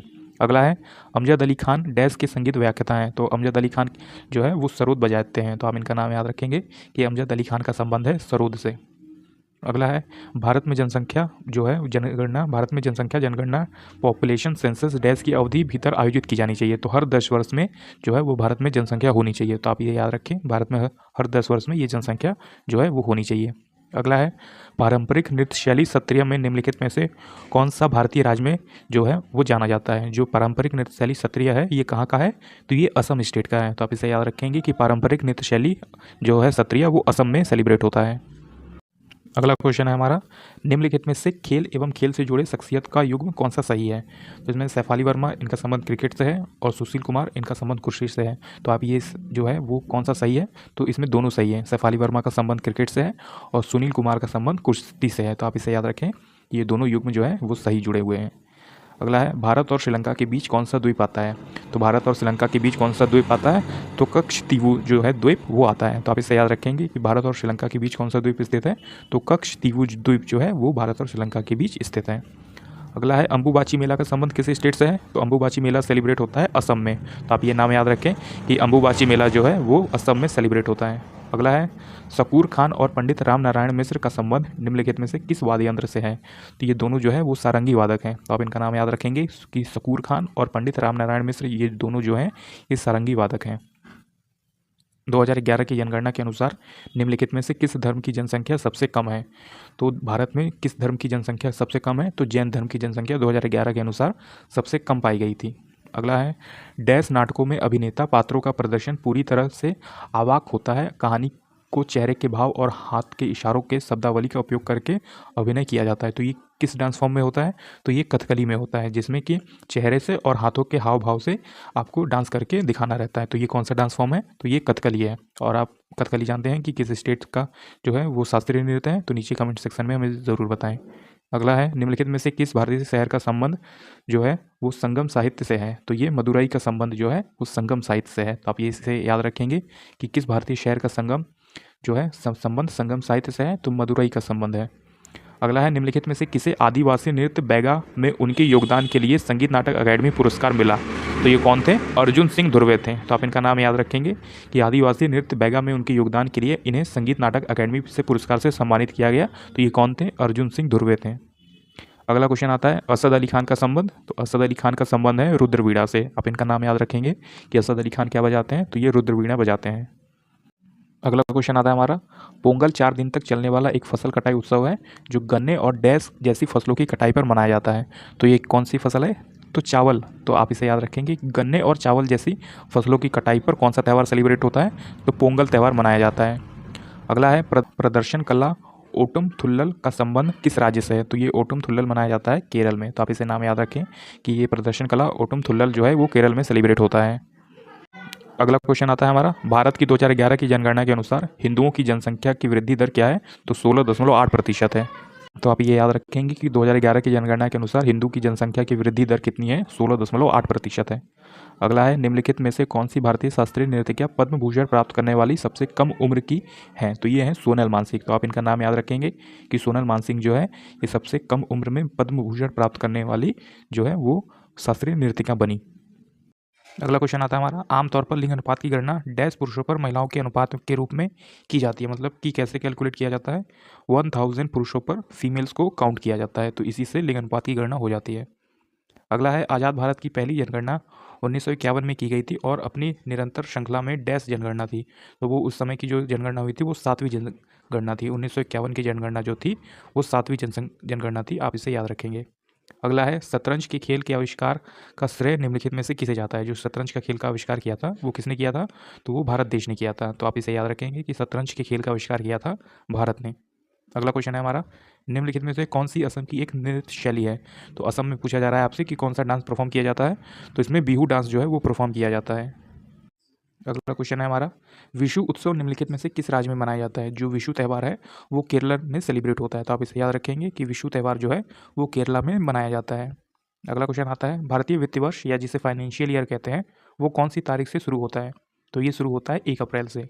तो आप इसे याद रखेंगे कि भारतीय वित्तीय वर्ष जो कि इंडिया फाइनेंशियल ईयर है वो किस तारीख से शुरू होता है? तो 1 अप्रैल से शुरू होता है। अगला क्वेश्चन है हमारा, निम्नलिखित में से किस भारतीय नृत्य कलाकार ने 2018 में मणिपुरी नृत्य के लिए संगीत नाटक अकादमी पुरस्कार जीता था? तो ये कौन सी कलाकारा थी? तो ये अखम लक्ष्मी देवी थी। तो आप इनका नाम याद रखेंगे कि अखम लक्ष्मी देवी 2018 में इन्होंने मणिपुरी नृत्य के लिए संगीत नाटक अकादमी पुरस्कार जो है वो जीता। अगला है, 2011 की जनगणना के अनुसार भारत में लिंग अनुपात प्रति 1000 पुरुषों पर कितना था? 943 महिलाएं थीं। तो आप इसे याद रखेंगे कि 2011 की जनगणना के अनुसार भारत में जो लिंग अनुपात था वो 1000 मेल्स पे 943 फीमेल्स थी। अगला क्वेश्चन आता है हमारा, क्रिकेट में कुछ ओवरों के दौरान कुछ क्षेत्ररक्षण फील्डिंग प्रतिबंधों को डैश के रूप में जाना जाता है। तो आपने क्रिकेट देखा होगा तो आप जानते होंगे कि क्रिकेट में कुछ पावर प्ले होते हैं जिसमें ज़्यादातर प्लेयर जो है वो 30 मीटर का जो घेरा बना होता है उसके अंदर होते हैं। फिर उसके बाद बाकी सभी प्लेयर जो हैं वो अपनी अपनी फील्डिंग की तरफ चले जाते हैं। तो आप इसे जानते होंगे कि इसे पावर प्ले कहा जाता है। पावर प्ले में जो है ज़्यादातर प्लेयर वो 30 मीटर्स के अंदर ही होते हैं। अगला है, बांग्लादेश निम्नलिखित में से किसके साथ भूमि सीमा साझा नहीं करता? तो इसमें आपसे पूछा है कि बांग्लादेश जो है वो किसके साथ अपनी सीमा भूमि की जो सीमा है वो साझा नहीं करता? तो सिक्किम के साथ वो साझा नहीं करता। बाकी जो मेघालय, त्रिपुरा और मिजोरम है इनके साथ वो साझा करता है, पर जो सिक्किम है भारत का स्टेट सिक्किम, इसके साथ वो अपनी सीमा को साझा नहीं करता। अगला है, भारतीय खिलाड़ी भक्ति शर्मा का संबंध निम्नलिखित में से किस खेल से है? तो ये तैराकी के खेल से है। तो आप इनका नाम याद रखेंगे कि ये भक्ति शर्मा जो है भारतीय खिलाड़ी हैं और ये कौन सा खेल खेलती हैं? तो ये स्विमिंग करती हैं, मतलब कि ये तैराकी जो है वो खेल खेलती हैं। अगला है, डैश कर्नाटक का मुख्य त्यौहार है जो कन्नड़ नव वर्ष का प्रतीक है। तो कर्नाटक का जो मुख्य त्यौहार है और ये नव वर्ष के रूप में भी मनाया जाता है, तो ये कौन सा फेस्टिवल है कर्नाटक का? ये उगादी फेस्टिवल है। तो आप ये नाम याद रखेंगे कि उगादी फेस्टिवल जो है वो कर्नाटक का मुख्य त्यौहार है और इसे कन्नड़ का नव वर्ष के रूप में भी मनाया जाता है। अगला है, हद्दू खान और हस्सू खान को किस शैली का महान ज्ञाता माना जाता है? तो ये ख्याल शैली जो है इसके जो ये महान ज्ञाता हैं कौन? हद्दू खान और हस्सू खान। अगला क्वेश्चन देखते हैं जो कि है, 2011 की जनगणना के अनुसार भारत के किस राज्य में जनसंख्या घनत्व सबसे अधिक है? तो भारत में किस राज्य में जनसंख्या घनत्व सबसे अधिक है? तो बिहार का जो जनसंख्या घनत्व है 2011 के अनुसार वो सबसे अधिक जो है वो था। तो आप इसे याद रखेंगे कि जनसंख्या घनत्व सबसे अधिक 2011 की जनगणना के अनुसार कब था? तो वो बिहार में था। अगला क्वेश्चन आता है हमारा, कुचिपुड़ी शास्त्रीय नृत्य शैली का संबंध निम्नलिखित में से किस राज्य से है। तो कुचिपुड़ी आपसे पूछा है कि ये किस स्टेट में जो है वो किया जाता है, तो ये आंध्र प्रदेश में किया जाता है। तो आप इसे याद रखेंगे कि कुचिपुड़ी जो है शास्त्रीय नृत्य है और इसे आंध्र प्रदेश में किया जाता है। अगला है, दीपिका पल्लिकल एक डैश हैं। तो दीपिका पल्लिकल क्या है, ये एक स्क्वैश खिलाड़ी हैं। तो आप इनका नाम याद रखेंगे कि दीपिका पल्लिकल क्या है, ये एक स्क्वैश खिलाड़ी हैं। अगला है, भारत की 2011 की जनगणना के अनुसार निम्नलिखित में से किस राज्य की कुल साक्षरता दर जो है वो 91.3% थी। तो ये मिजोरम स्टेट हो जाएगा। इसकी कुल साक्षरता दर जो इसकी लिटरेसी रेट है वो 91.3% थी। तो आप देख सकते हैं कि ये बहुत ज़्यादा प्रतिशत होता है। तो आप याद रखेंगे कि भारतीय जनगणना के अनुसार इनमें से जो भी राज्य हैं उनकी कुल साक्षरता दर जो है मिजोरम की 91.3% थी 2011 के जनगणना के अनुसार। अगला है, निम्नलिखित में से किस लोक नृत्य का संबंध महाराष्ट्र राज्य से है। तो आप इसे याद रखेंगे, महाराष्ट्र राज्य में कौन सा लोक नृत्य होता है, तो लेजिम होता है। तो आपने याद रखा इनमें से जो लेजिम है ये महाराष्ट्र से संबंधित है। अगला है, एक मैच के दौरान एक मानक खो खो टीम में कितने खिलाड़ी होते हैं। तो जब खो खो टीम होती है, जब खो खो खेल रहे होते हैं लोग, तो उसमें कितने टीम होते हैं, कितने खिलाड़ी होते हैं, तो ये 9 खिलाड़ी होते हैं। तो आप ये याद रखें कि खो खो टीम में कितने खिलाड़ी होते हैं, तो 9 खिलाड़ी होते हैं। अगला है, उमंग मोंग पर्व का संबंध निम्नलिखित में से किस राज्य या फिर केंद्र शासित प्रदेश से है। तो उमंग मोंग पर्व जो है वो नागालैंड में सेलिब्रेट होता है। तो आप इसे याद रखेंगे, उमंग मोंग फेस्टिवल जो है वो नागालैंड में मनाया जाता है। अगला है, लक्ष्य सेन निम्नलिखित में से किस खेल के खिलाड़ी हैं। तो लक्ष्य सेन जो है वो बैडमिंटन खेलते हैं। तो आप इनका नाम याद रखेंगे कि लक्ष्य सेन जो है वो बैडमिंटन के प्लेयर हैं। अगला है, जो है गोगा नौमी या फिर गुग्गा नौमी जो है ये जो है किस स्टेट में सेलिब्रेट होता है। तो जो हमारा गुग्गा नौमी है ये हरियाणा में सेलिब्रेट होता है। इसे अलग अलग नाम से भी पूछा जाता है, जैसे गोवा, फिर गुग्गा, फिर गुग्गी नौमी। तो आप इस तरह से आप इसे याद रख सकते हैं कि गोगा नौमी या गुग्गा नौमी जो है ये हरियाणा में मनाया जाता है। अगला है, शॉट पुट में पुरुष एथलीट के लिए धातु की गेंद का जो भार है वो कितना होता है। तो 7.26 किलोग्राम का होता है। तो आप याद रखेंगे कि शॉट पुट में जो पुरुष एथलीट के लिए जो बॉल होता है, जो गेंद होता है, उसका भार कितना है, वो 7.26 किलोग्राम का होता है। अगला है, कथक में खड़े होने की मुद्रा के लिए निम्नलिखित में से किस शब्द का प्रयोग किया जाता है। जो कथक में खड़े होने की मुद्रा है उसको बोलते हैं थाट। तो आप इसे याद रखेंगे कि कथक में खड़े होने की मुद्रा को क्या कहा जाता है, तो इसे थाट कहा जाता है। अगला क्वेश्चन आता है हमारा, निम्नलिखित में से वह प्रसिद्ध भारतीय शास्त्रीय बांसुरी वादक कौन है जिन्होंने बांस की बांसुरी की महारत और अपने मंत्रमुग्ध कर देने वाले प्रदर्शन के लिए जाने जाते हैं। तो ये हरिप्रसाद चौरसिया है। तो आप इनका नाम याद रखेंगे कि हरिप्रसाद चौरसिया जो है वो एक बांसुरी वादक है। अगला है, निम्नलिखित में से कौन सी नृत्य शैली कुमुदिनी लाखिया के सबसे प्रसिद्ध नृत्य शैली है। तो कुमुदिनी लाखिया की सबसे प्रसिद्ध नृत्य शैली कौन सी है, कथक। तो ये है ऑप्शन नंबर 4 कथक आपका राइट आंसर हो जाएगा। तो आप इनका नाम याद रखेंगे कि कुमुदिनी लाखिया का संबंध कथक नृत्य शैली से है। अगला क्वेश्चन आता है हमारा, जाकिर हुसैन निम्नलिखित में से किसके लिए प्रसिद्ध है। तो जो जाकिर हुसैन है वो एक तबला वादक हैं। तो आप इनका नाम याद रखेंगे कि जाकिर हुसैन एक क्या है, तबला वादक हैं। अगला क्वेश्चन आता है हमारा, भारत कितने राष्ट्रीय त्यौहार मनाता है। तो भारत में कितने राष्ट्रीय त्यौहार हैं, तो ये 3 राष्ट्रीय त्यौहार हैं। आप जानते होंगे कि भारत में कौन कौन से राष्ट्रीय त्यौहार हैं। तो एक जो है गणतंत्र दिवस हो गया, एक स्वतंत्रता दिवस हो गया और एक गांधी जयंती हो गई। तो आप ये तीनों त्यौहार याद रखेंगे। होली दिवाली इसमें नहीं आता, तो आप गलती से 5 टिक करके मत आइएगा। आप इसमें देख लीजिए कि भारत में कितने राष्ट्रीय त्यौहार मनाए जाते हैं। तो 3 मनाए जाते हैं, स्वतंत्रता दिवस, गणतंत्र दिवस और गांधी जयंती। तो बहुत से लोग इसमें जो है वो मिस्टेक कर देते हैं, वो होली और दिवाली को भी राष्ट्रीय त्यौहार के तौर पे ऐड कर लेते हैं। तो ऐसा नहीं कीजिएगा। आप याद रखें कि राष्ट्रीय त्यौहार सिर्फ 3 हैं, गणतंत्र दिवस, स्वतंत्रता दिवस और गांधी जयंती। अगला है, भारतीय खिलाड़ी पलोमी घटक जो है वो कौन सा खेल खेलती हैं। जो पलोमी घटक है वो कौन सा खेल खेलती हैं, तो ये एक टेबल टेनिस प्लेयर हैं। तो आप इनका नाम याद रखेंगे कि पलोमी घटक जो है वो एक टेबल टेनिस प्लेयर हैं। अगला क्वेश्चन आता है हमारा, कुम्मी नृत्य का संबंध किस राज्य से है। जो कुम्मी डांस फॉर्म है हमारा, उसका संबंध किस स्टेट से है, तो ये तमिलनाडु के स्टेट से है। तो आप इनका नाम याद रखेंगे कि तमिलनाडु में कौन सा नृत्य परफॉर्म किया जाता है, तो ये लोक नृत्य है कुम्मी नृत्य। अगला क्वेश्चन आता है हमारा, 2011 की जनगणना के अनुसार भारत में हिंदुओं की कुल जनसंख्या कितनी है। तो 96.63 करोड़ जो है वो 2011 की जनगणना के अनुसार था। तो आपने याद रखा कि 2011 की जनगणना के अनुसार भारत में हिंदुओं की कुल जनसंख्या जो थी वो 96.6 करोड़ थी। अगला है, विजेंद्र सिंह निम्नलिखित में से कौन सा खेल खेलते हैं। जो विजेंद्र सिंह है वो मुक्केबाजी जो खेल है उससे के प्लेयर हैं। तो आप इनका नाम याद रखेंगे कि विजेंद्र सिंह जो है वो मुक्केबाजी के प्लेयर हैं। अगला है, भारतीय खिलाड़ी गौरव घई कौन सा खेल खेलते हैं। तो गौरव घई जो है वो गोल्फ खेलते हैं। आप इनका नाम याद रखें कि भारतीय खिलाड़ी जो गौरव घई हैं वो कौन सा खेल खेलते हैं, तो ये गोल्फ खेल खेलते हैं। अगला क्वेश्चन आता है, निम्नलिखित में से किस प्रसिद्ध शास्त्रीय नृत्यांगना और कोरियोग्राफर को ओडिसी नृत्य शैली को लोकप्रिय बनाने एवं नृत्यग्राम डांस विलेज की स्थापना के लिए जाना जाता है। तो ये कौन है, ये प्रोतिमा गौरी हैं। उनका नाम आप याद रखेंगे कि प्रतिमा गौरी ने ही ओडिसी नृत्य फॉर्म को जो है लोकप्रिय बनाया और इन्होंने नृत्यग्राम डांस विलेज की भी स्थापना की थी। अगला है नुआखाई फेस्टिवल जो है वो नुआखाई त्यौहार वो कहाँ पे सेलिब्रेट होता है, मतलब किस स्टेट में मनाया जाता है। तो नुआखाई जो फेस्टिवल है वो उड़ीसा का फेस्टिवल है और इसे उड़ीसा में मनाया जाता है। तो आप इसे याद रखेंगे कि नुआखाई जो है वो उड़ीसा में सेलिब्रेट होता है।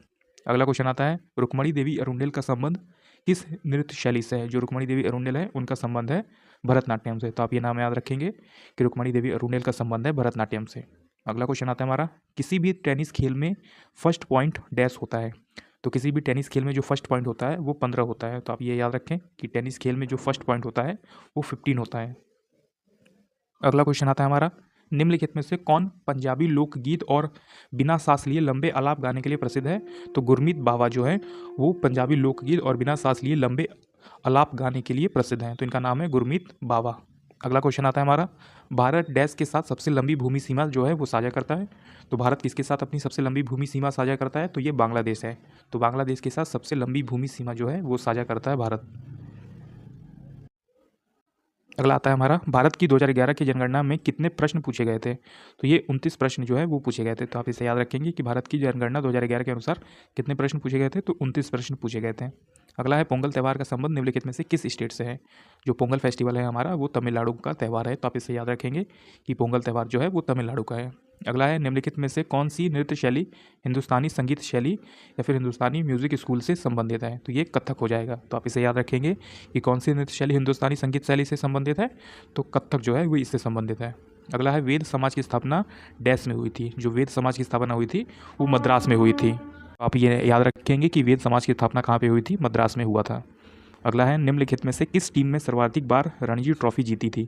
तो ये मुंबई टीम हो गई या फिर मुंबई टीम हो गई जिसने सबसे अधिक बार क्रिकेट की रणजी ट्रॉफी जीती थी। तो आप ये याद रखेंगे कि मुंबई जो है सबसे अधिक बार रणजी ट्रॉफी जीती है। अगला है डैश का संबंध बैडमिंटन से है। तो जो साइना नेहवाल है वो हमारा राइट आंसर हो जाएगा। तो साइना नेहवाल का संबंध जो है वो बैडमिंटन से है। तो आप ये याद रखेंगे कि साइना नेहवाल का संबंध बैडमिंटन से है।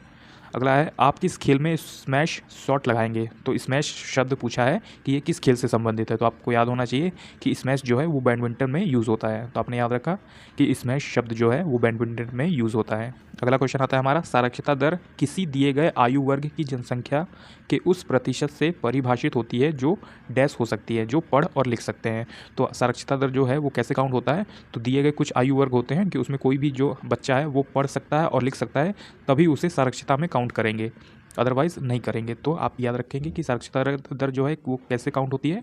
तो कोई भी जो बच्चा है 7 साल का वो पढ़ सकता है और लिख सकता है, तो इसका मतलब वो साक्षर है और उसे साक्षरता दर में उसे भी ऐड किया जाएगा। अगला है एंथनी अमलराज जो है वो कौन सा खेल खेलते हैं। तो ये टेबल टेनिस खेलते हैं। तो आप इनका नाम याद रख लीजिए कि एंथनी अमलराज जो है ये टेबल टेनिस खेल से खेलते हैं। अगला है कलविज्ञ पंडित शिव कुमार शर्मा ने हिंदुस्तानी संगीत में वाद्य यंत्र में भूमिका में क्रांति ला दी। तो इसमें आपसे ये पूछा जा रहा है कि पंडित शिव कुमार शर्मा जो है वो किस वाद्य यंत्र से संबंधित है। तो ये संतूर से संबंधित है। अगला क्वेश्चन आता है हमारा निम्नलिखित में से किस लोक नृत्य का संबंध उत्तर प्रदेश राज्य से है। तो ये हो जाएगा हमारा ऑप्शन पहला कजरी। तो कजरी लोक नृत्य जो है वो उत्तर प्रदेश राज्य से संबंधित है। अगला क्वेश्चन आता है हमारा निम्नलिखित में से किस लोक नृत्य का संबंध गोवा से है। तो गोवा से है देखनी का संबंध। तो आप ये डांस फॉर्म याद रखेंगे, ये लोक नृत्य है गोवा का, तो देखनी जो है वो गोवा से संबंधित है। अगला क्वेश्चन आता है हमारा भारत की 2011 की जनगणना के दौरान की स्थिति के अनुसार निम्नलिखित में से कौन सा पड़ोसी देश दुनिया के शीर्ष 10 सबसे अधिक आबादी वाले देशों में शामिल नहीं था। तो ये श्रीलंका जो है ये सबसे अधिक आबादी वाले देशों में शामिल नहीं था। बाकी के जो बांग्लादेश है, चीन है और पाकिस्तान है, ये 2011 के अनुसार जो है सबसे ज़्यादा शीर्ष वाले देश थी आबादी की संख्या में।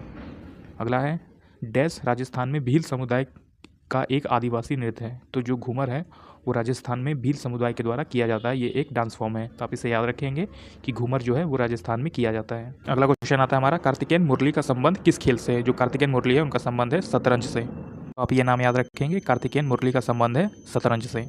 अगला है निम्नलिखित में से किस कथक नृत्य कलाकार को वर्ष 1986 में पद्म भूषण से सम्मानित किया गया। तो पंडित बिरजू महाराज हैं जो एक कथक नृत्य कलाकार हैं और इन्हें 1986 में पद्म भूषण से सम्मानित किया गया था। अगला है प्रकाश पादुकोण निम्नलिखित में से किस खेल से प्रसिद्ध है। तो ये बैडमिंटन हो जाएगा। तो आपका राइट आंसर ऑप्शन नंबर पहला हो जाएगा कि प्रकाश पादुकोण जो है वो कौन सा खेल खेलते हैं। तो ये बैडमिंटन खेलते हैं। अगला है खर्ची पूजा, गरिया पूजा और केर पूजा बिरजू महोत्सव तीर्थमुख महोत्सव अष्टकामी गंगा पूजा, लंपारा पूजा, वाह त्यौहार जनजातियों का प्रमुख त्यौहार है।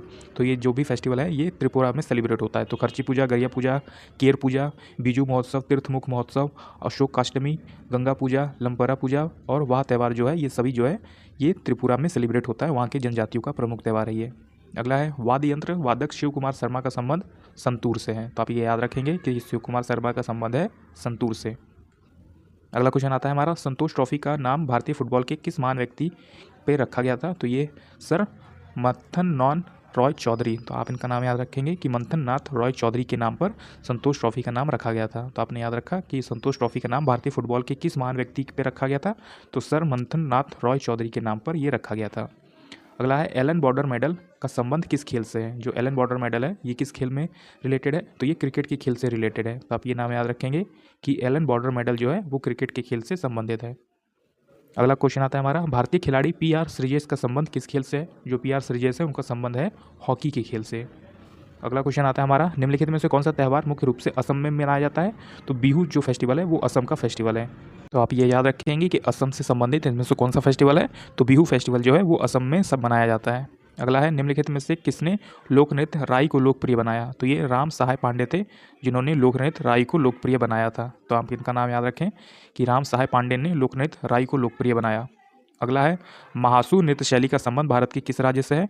तो ये हिमाचल प्रदेश से हो जाएगा। तो आप याद रखेंगे कि हिमाचल प्रदेश में महासू नृत्य शैली जो है वो किया जाता है। अगला क्वेश्चन आता है, डैश एक प्रसिद्ध सितार वादक है और भारत के सबसे प्रतिष्ठित शास्त्रीय संगीतकारों में से एक है। तो सितार वादक इनमें से कौन है? तो पंडित रविशंकर है। तो आप इनका नाम याद रखेंगे कि पंडित रविशंकर जो है वो एक सितार वादक है। अगला है, भारत में APEDA का पूरा नाम क्या है? तो भारत में जो APEDA है इसका पूरा नाम है agriculture and process food product export development authority. जो चौथा ऑप्शन है हमारा वो राइट हो जाएगा। तो ये इसका फुल फॉर्म होता है। फुल फॉर्म क्या है? Agriculture and process food product export development authority. अगला क्वेश्चन आता है हमारा, निम्नलिखित में से वो कौन पहले या पहली भारतीय गायक या गायिका हैं जिन्होंने लंदन के रॉबर्ट एल्बर्ट हॉल में प्रस्तुति दी? तो ये कौन है? तो ये लता मंगेशकर है। आप इनका नाम याद रखेंगे कि लता मंगेशकर ने लंदन के रॉयल एल्बर्ट हॉल में पहली बार गाना गाया था। अगला क्वेश्चन आता है हमारा, भारतीय खिलाड़ी ज्वाला गुट्टा द्वारा निम्नलिखित में से कौन सा खेल खेला जाता है? भारतीय खिलाड़ी जो ज्वाला गुट्टा है वो बैडमिंटन खेल खेलते हैं। तो हम इनका नाम याद रखेंगे कि भारतीय खिलाड़ी ज्वाला गुट्टा जो है वो बैडमिंटन खेल को खेलते हैं। अगला है, डैश की साक्षरता दर में असम शामिल नहीं है जहां जनगणना नहीं की जा सकी है। तो ये 1981 की साक्षरता दर में असम जो है वो शामिल नहीं है वहाँ पे, क्योंकि जनगणना नहीं हो पाई थी। अगला है, गोपिका वर्मा को डैश में उनके योगदान के लिए संगीत नाटक अकादमी पुरस्कार 2018 से सम्मानित किया गया। तो गोपिका वर्मा क्या करती हैं? ये Mohini Attam dance form perform करती हैं। तो आप इनका नाम याद रखेंगे कि गोपिका वर्मा जो है उनका संबंध मोहिनी अट्टम से है। अगला क्वेश्चन आता है हमारा, मेजर ध्यानचंद तो ये कौन से खेल से जाने जाते हैं? तो मेजर ध्यानचंद जो है वो हॉकी खेल के एक जाने माने प्लेयर हैं। तो आप इनका नाम याद रखेंगे कि मेजर ध्यानचंद जो है वो हॉकी खेला करते थे। अगला है, लाहो नृत्य शैली का संबंध निम्नलिखित में से किस राज्य से है? जो लाहो डांस फॉर्म है हमारा वो मेघालय से संबंधित है। तो आप ये नाम याद रखें कि लाहो जो है नृत्य शैली है और ये कहाँ की है? तो ये मेघालय स्टेट की है। अगला क्वेश्चन आता है हमारा, निम्नलिखित में से कौन सा उत्सव गुजरात का एक उत्सव नहीं है? तो सनबर्न फेस्टिवल जो है ये गुजरात का नहीं है, ये गोवा का फेस्टिवल है। तो आप ये याद रखेंगे कि सनबर्न महोत्सव जो है ये गुजरात का नहीं है, ये गोवा का फेस्टिवल है। और आज का हमारा जो लास्ट क्वेश्चन है वो है, निम्नलिखित में से किसका संबंध संगीत वाद्य यंत्र सारंगी से नहीं है? जो निखिल बनर्जी है इनका संबंध जो है वो सारंगी से नहीं है। तो आप ये याद रखें कि निखिल बनर्जी का संबंध जो है वो सारंगी से नहीं है। उम्मीद है दोस्तों आपको हमारा ये वीडियो पसंद आया होगा। इसमें हमने एसएससी जीडी 2024 में पूछे गए सभी स्टैटिक जीके के क्वेश्चन को किया। इसमें लगभग हमने 320 प्लस जो स्टैटिक जीके के क्वेश्चन बनते थे वो मैंने आपको इसमें बताया, जो कि आपके आने वाले एसएससी जीडी एग्जाम्स के लिए काफ़ी हेल्पफुल हो सकते हैं। अगर आपको हमारी वीडियो ये पसंद आई तो एक लाइक ज़रूर कर दीजिएगा और अपने आने वाले एसएससी एग्जाम्स के लिए हमारे चैनल एसएससी बुक एसबी को भी ज़रूर सब्सक्राइब कर लीजिएगा। मैं ऐसे ही यूज़फुल वीडियो को लेके आता रहता हूँ जो कि आपकी एग्जाम्स में आपकी हेल्प करेगी। तब तक पढ़ते रहिए और हमेशा अपने लक्ष्य की तरफ आगे बढ़ते रहिए।